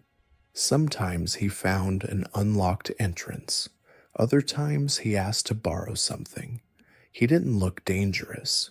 He didn't act crazy, but the moment he stepped inside, the door closed and death followed. Carl had perfected his approach over years of killing. He knew exactly how to appear non-threatening, how to gain entry to homes without arousing suspicion. He would often pose as someone in distress, claiming his car had broken down or that he needed to use a phone. He spoke softly, politely, even apologetically, as he explained his supposed predicament. Women would see this soft-spoken man and feel safe enough to let him in or step outside to help him. It was only when they were isolated from potential help that Carl would reveal his true nature. He attacked with terrifying speed. There was no build-up, no speech, no hesitation. It was like flipping a switch. 1 second he was calm, the next he was tearing someone apart, and when it was over, he walked out as quietly as he came in. No one ever saw him leave. The media started calling him the Sunday morning slasher, but the police still had no idea who he was. The attacks were still too different, the victims too spread out. Houston was massive without physical evidence. They were nowhere close. Then Carl made a mistake. May 23, 1982, he targeted 2 young women, Melinda Aguilar and Lori Lister. He forced his way into their apartment, tied them up, and began to drown Lori in the bathtub.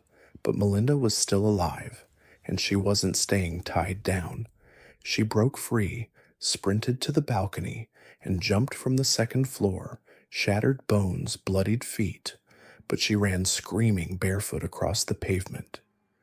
She found a neighbor, called 911. When the cops arrived, Carl was already walking out of the complex calm, no panic, no sign of guilt. And when they stopped him, he looked at them and said, "I'm the one you're looking for. I've done this before." Carl Watts was in custody, and then he started talking. He confessed to murder after murder, names, locations, details that hadn't been released to the public. Investigators were stunned. They realized he wasn't just a local killer. This was a serial murderer on a national scale. They suspected him of over 80 murders between Texas and Michigan alone. Some even believed the real number was higher, much higher. But there was a problem. Carl was smart. Careful he never left forensic evidence, no fingerprints, no DNA, and prosecutors were terrified. They wouldn't be able to convict him of any of the homicides. So they made the deal. Carl confessed to dozens of murders, and in exchange he got immunity for all of them. He was only charged with burglary and attempted murder, and was sentenced to 60 years in prison. But there was a catch under Texas law. Carl's crime was considered nonviolent because there had been no sexual assault or robbery involved. This meant that Carl's sentence was lighter than it should have been, even worse. He could be eligible for parole in as little as 5 years. The public was outraged when they learned about the deal. Families of the victims, along with the general public, were horrified that a man with a body count that stretched into the dozens could be set free so easily. However, Carl's fate was far from sealed. Michigan had been keeping track of his case, and they were ready to act. Detectives began re-examining cold cases, unsolved murders that fit the timeline of Carl's known killings. One case in particular caught their attention. The 1979 murder of Helen Dutcher, who had been stabbed to death. A witness had seen the attack, but the investigation had never followed up on the tip. In 2004, after years of silence, the witness identified Carl Watts in a police lineup. With this new lead, Michigan authorities charged Carl with first-degree murder. Carl was extradited from Texas to Michigan.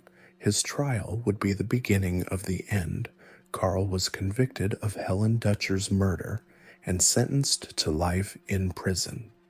But the investigation didn't stop there. Michigan authorities linked him to over 100 murders, many of which had been dismissed as accidents or unsolved cases. The true scope of Carl's killing spree began to emerge, and investigators realized they had been dealing with one of the most prolific serial killers in American history. But Carl remained silent. He refused to speak, offering no remorse, no explanations for his actions. Even in prison, Carl maintained the same cold detachment that had characterized his killing spree. He showed no interest in discussing his crimes, no desire to help investigators solve cold cases, no concern for the families of his victims. Guards described him as polite, but completely emotionless, as if he was going through the motions of being human without actually feeling anything at all. It was this complete absence of empathy that made Carl so terrifying, not just what he had done, but what he fundamentally was. His reign of terror had finally ended, but the victims whose lives he had taken were left with no closure in September 2007. Carl Eugene Watts died of prostate cancer in prison. His death was met with little fanfare to many. It seemed like a fitting end for a man who had evaded justice for so long. Carl never fully confessed to all of his crimes. He never showed remorse for the lives he had stolen. The victims whose names remained unknown would never find justice or closure. His story was one of chilling anonymity, a killer who struck without reason, without recognition, and without care. The case of Carl Eugene Watts exposed fundamental flaws in how law enforcement handles serial killers who operate across multiple jurisdictions. His ability to kill for decades without detection highlighted the need for better communication between police departments and more sophisticated methods of connecting crimes across state lines. The Sunday Morning Slasher Task Force that was eventually formed became a model for future multi-jurisdictional investigations. In the end, Carl Watts had slipped through the cracks of justice for most of his killing career, and even when he was finally caught, the system nearly let him escape again. Only the persistence of Michigan investigators ensured that he would never walk free. But for the families of his victims and the women whose names we may never know, the damage had already been done. Carl Eugene Watts remains one of the most prolific and least understood serial killers in American history, a man who killed not for pleasure or power, but simply because he believed his victims deserved to die. On a cold December morning in 1982, a farmer walking his property near Belshaw, Indiana, stumbled upon something that would haunt him forever. Lying in a cornfield just off Interstate 65 was the body of a young man, brutally stabbed and left to rot. His pants were pulled down around his ankles, his chest carved open with surgical precision. There were no identification, no witnesses, no clues, just another nameless victim dumped like garbage along America's highways. What the farmer didn't know, what nobody knew yet, was that this was just the beginning. Over the next 2 years, bodies would pile up across the Midwest. Young men found mutilated in ditches, cornfields, and abandoned lots, all within miles of major interstates. The killer was methodical, invisible, and seemingly untouchable. He had turned America's highway system into his personal hunting ground. His name was Larry Eyler, and he would become one of the most prolific serial killers you've never heard of. For 2 terrifying years, between 1982 and 1984, he stalked the roads of Indiana, Illinois, and Wisconsin, claiming at least 21 victims, though the real number could be much higher. They called him the highway killer, the interstate killer, and for good reason. He used the very arteries of American transportation to find, kill, and dispose of his victims with chilling efficiency. But what made Larry Eyler truly terrifying wasn't just his body count or his methods, it was how ordinary he seemed. Unlike the flashy killers who make headlines, Eyler was invisible. He was the guy next door, the quiet man who worked at the liquor store, the person you'd pass on the street without a second glance, and that's exactly what made him so dangerous. Larry William Eyler was born on December 21st, 1952, in Crawfordsville, Indiana, the youngest of 4 children. His early life read like a textbook case of dysfunction and abuse. His father, George, was an alcoholic who regularly beat his wife and children before eventually abandoning the family when Larry was just 3 years old. His mother, Shirley, struggled to keep the family together, working multiple jobs as a waitress and factory worker while cycling through a series of abusive boyfriends and husbands. Young Larry was passed between foster families and babysitters, never knowing stability or safety.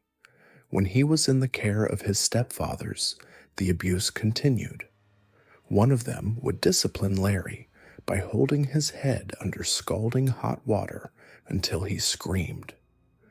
The boy learned early that the world was a place where the strong preyed on the weak, where pain was currency, and where love came with conditions that could never be met. By the time Larry reached his teenage years, the damage was profound. He struggled in school, dropping out in his senior year and later earning a GED. He enrolled sporadically in various colleges between 1974 and 1978, but never completed a degree. More troubling was his growing awareness of his own sexuality in a conservative Indiana community where being gay was not just shameful, it was dangerous. Larry hated himself for his attraction to men. He saw it as another failure, another mark of his worthlessness. This self-loathing would eventually fester into something much darker, a rage that would consume not just him, but dozens of innocent victims. The boy who had been broken by abuse was learning to break others. The first signs of violence appeared in 1978 when Larry was living in Terre Haute. He encountered a 19-year-old hitchhiker named Craig Long and without provocation stabbed him in the chest. Long survived and Larry was arrested, pleading guilty to the attack. He was fined $43 and released, a slap on the wrist for what should have been recognized as a warning sign of worse things to come. But the system failed as it so often does. Larry walked free, and 4 years later, the killing began in earnest. The pattern started in October 1982 with 19-year-old Stephen Crockett. The young man was found in a cornfield outside Kankakee, Illinois, his body bearing 32 stab wounds and positioned in the same degrading manner that would become Larry's signature.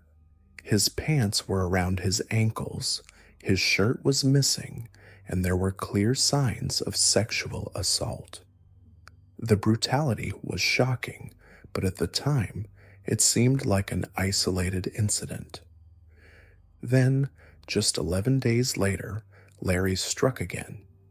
This time, it was Craig Townsend, a 21-year-old who was lured into Larry's vehicle in Crown Point, Indiana. Larry drugged him, beat him mercilessly and left him for dead in a remote field. Townsend survived, barely, but fled from the hospital before police could properly investigate his case. The opportunity to catch Larry early was lost. By Christmas Day 1982, the body count was climbing. 25-year-old John Johnson was found near Lowell, Indiana, another victim of the same savage pattern. 3 days later, it was 23-year-old Stephen Egan, discovered in a wooded area near Newport, Indiana. The coroner who performed Egan's autopsy, Dr. John Pless, was struck by the tremendous rage evident in the killer's work. Egan had been slashed across the throat and stabbed repeatedly in the abdomen until he was disemboweled. That same day, 21-year-old John Roach was found along Interstate 70 in Putnam County, Indiana. Dr. Pless noted the striking similarities between Roach's injuries and those of Stephen Egan, multiple stab wounds to the abdomen, chest, and throat, all suggesting an overt rage that went far beyond what was necessary to kill. But the most haunting aspect of these crimes wasn't just their brutality, it was their precision. Larry wasn't killing in a frenzy. He was methodical, calculated. He would drug his victims with alcohol and sedatives, restrain them with handcuffs or rope, and then transport them to isolated locations where he could take his time. Some victims showed signs of being tortured for hours before they were finally killed. The signature elements of Larry's crimes were consistent and deeply disturbing. Victims were found with their pants and underwear around their ankles, their shirts and wallets missing. Many had been stabbed with surgical precision, particularly in the chest and abdomen. Some were disemboweled after death, and 4 victims were completely dismembered. The killer seemed to take perverse pleasure in the degradation of his victims, positioning their bodies in humiliating poses before abandoning them like trash. What made Larry so dangerous was his mobility. He drove a Ford pickup truck and traveled constantly along the interstate system, using the highways to hunt for victims and dispose of bodies. His route typically followed U.S. Route 41, which connected the gay communities of Indianapolis and Chicago, where he found most of his victims. Young men would hitchhike along these routes, looking for rides to the big cities where they hoped to find acceptance and opportunity. Instead, they found Larry Eyler. His victims came from the margins of society: male prostitutes, runaways, hitchhikers, and young gay men who frequented bars in rough neighborhoods. They were the kind of people society often overlooked, which is exactly what Larry was counting on. When these men disappeared, their absence went unnoticed for days or weeks. When their bodies were found, the investigations were often half-hearted. Who was going to fight for justice for a gay prostitute or a runaway teenager? By 1983, Larry's killing spree had escalated dramatically. In January, 16-year-old Irvin Gibson was abducted and murdered in Lake County, Illinois. His body wasn't discovered until April, hidden in the woods alongside the corpse of a dog that had also been stabbed to death. In March, 27-year-old Edgar Underkofler was found stabbed to death outside Danville, Illinois. Like Stephen Egan, the killer had removed Underkofler's shoes and socks, replacing them with white tube socks the victim had never owned, a bizarre calling card that Dr. Pless had noticed before. April brought 28-year-old Gustavo Herrera, a father of 2 who was found in Lake County, Illinois. Not only had Larry stabbed him multiple times, but he had also cut off Herrera's right hand and taken it with him, a trophy or perhaps evidence of his escalating sadism. The gay communities of Chicago and Indianapolis were living in terror. Word spread quickly through the bars and clubs that someone was hunting them, picking off young men one by one. A gay newspaper in Indianapolis established a hotline for tips and published a profile suggesting the killer was likely a self-loathing homosexual who murdered his partners to deny his own desires. The description was remarkably accurate, but police were slow to act on the community's warnings. Law enforcement struggled to connect the dots. This was before the FBI's National Center for Analysis of Violent Crime began computerizing records of unsolved murders, so there was no systematic way to link similar crimes across state lines. Each jurisdiction investigated its own cases, missing the bigger picture of a serial killer operating across multiple states. By the summer of 1983, the task force had finally been formed, but Larry was already deep into his most deadly period. Bodies were being discovered at an alarming rate, sometimes multiple victims within days of each other. The killer had become bolder, more confident, and infinitely more dangerous. It was during this period that Larry made his first major mistake.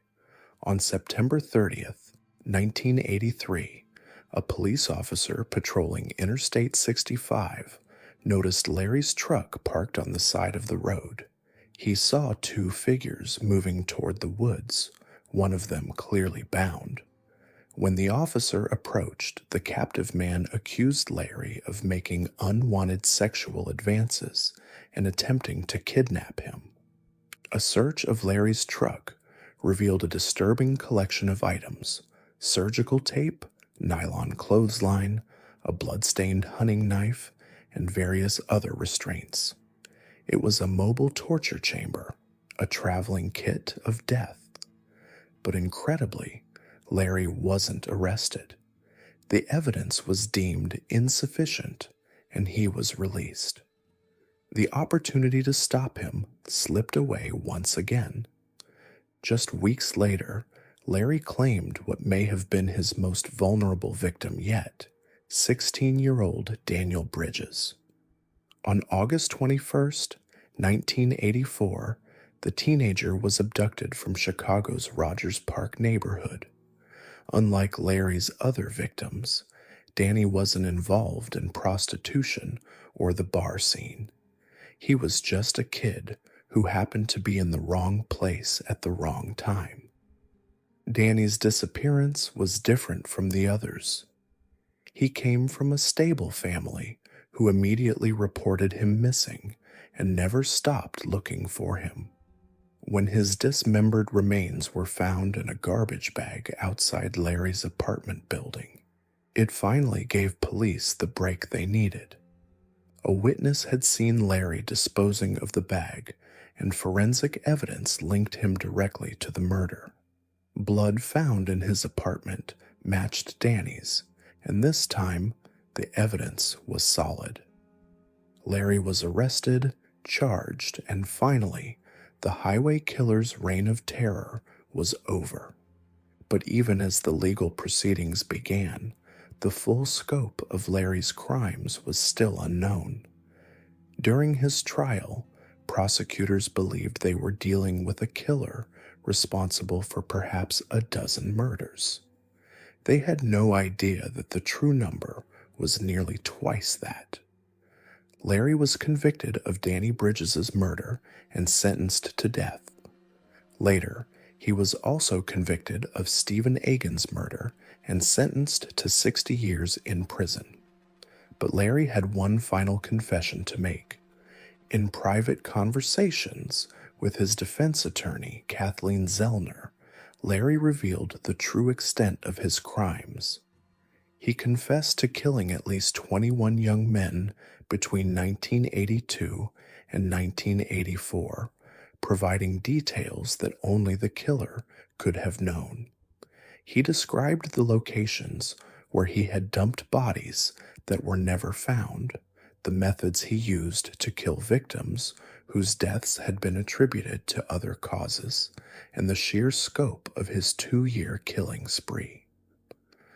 Zellner was legally bound to keep these confessions confidential while Larry was alive, but she made it clear that she would reveal everything after his death. That day came sooner than expected. On March 6, 1994, Larry Eyler died of AIDS-related complications in his cell at Menard Correctional Center.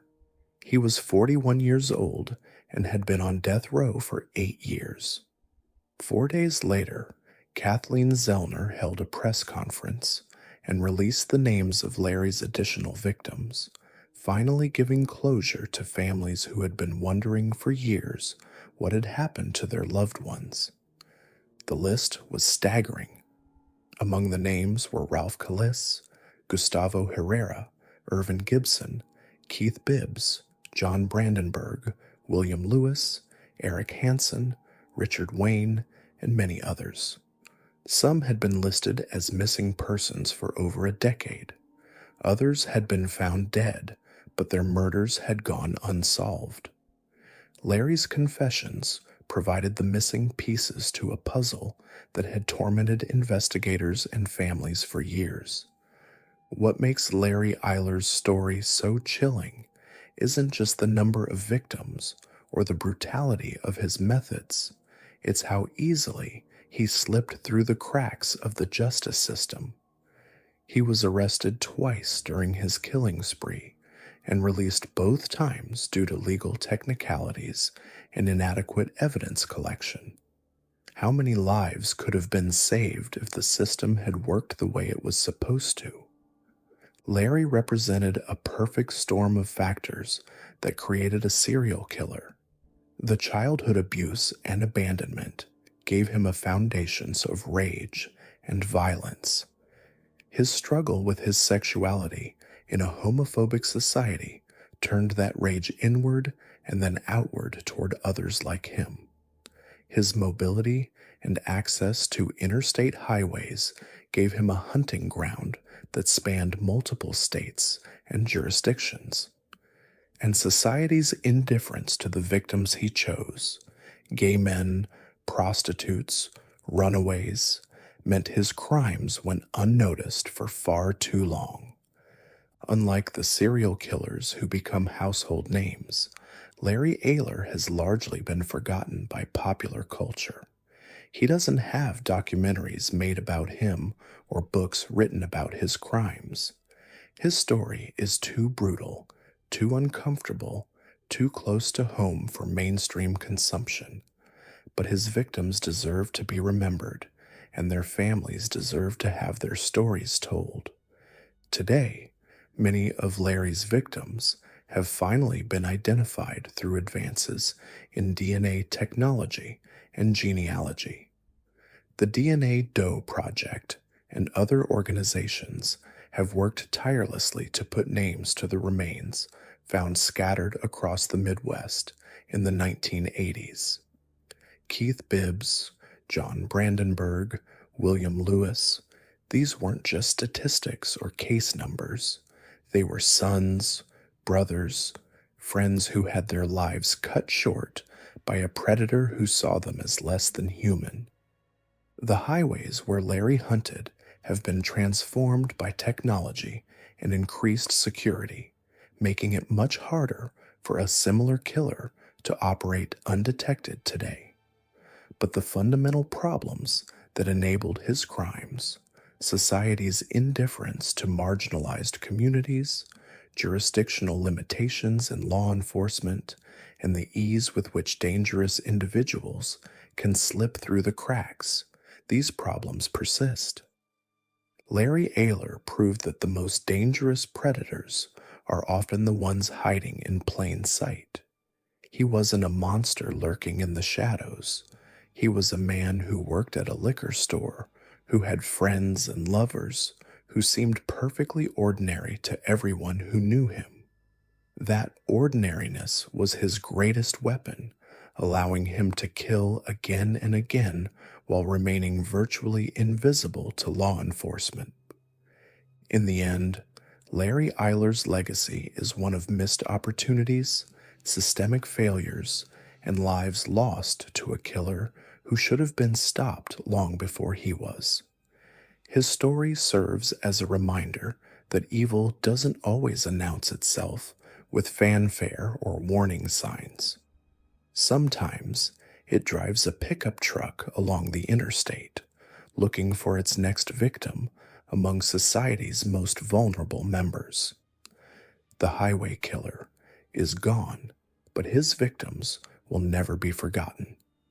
Their names are etched in the memories of those who loved them, in the case files of the detectives who fought for justice, and in the history of one of America's most prolific yet unknown serial killers.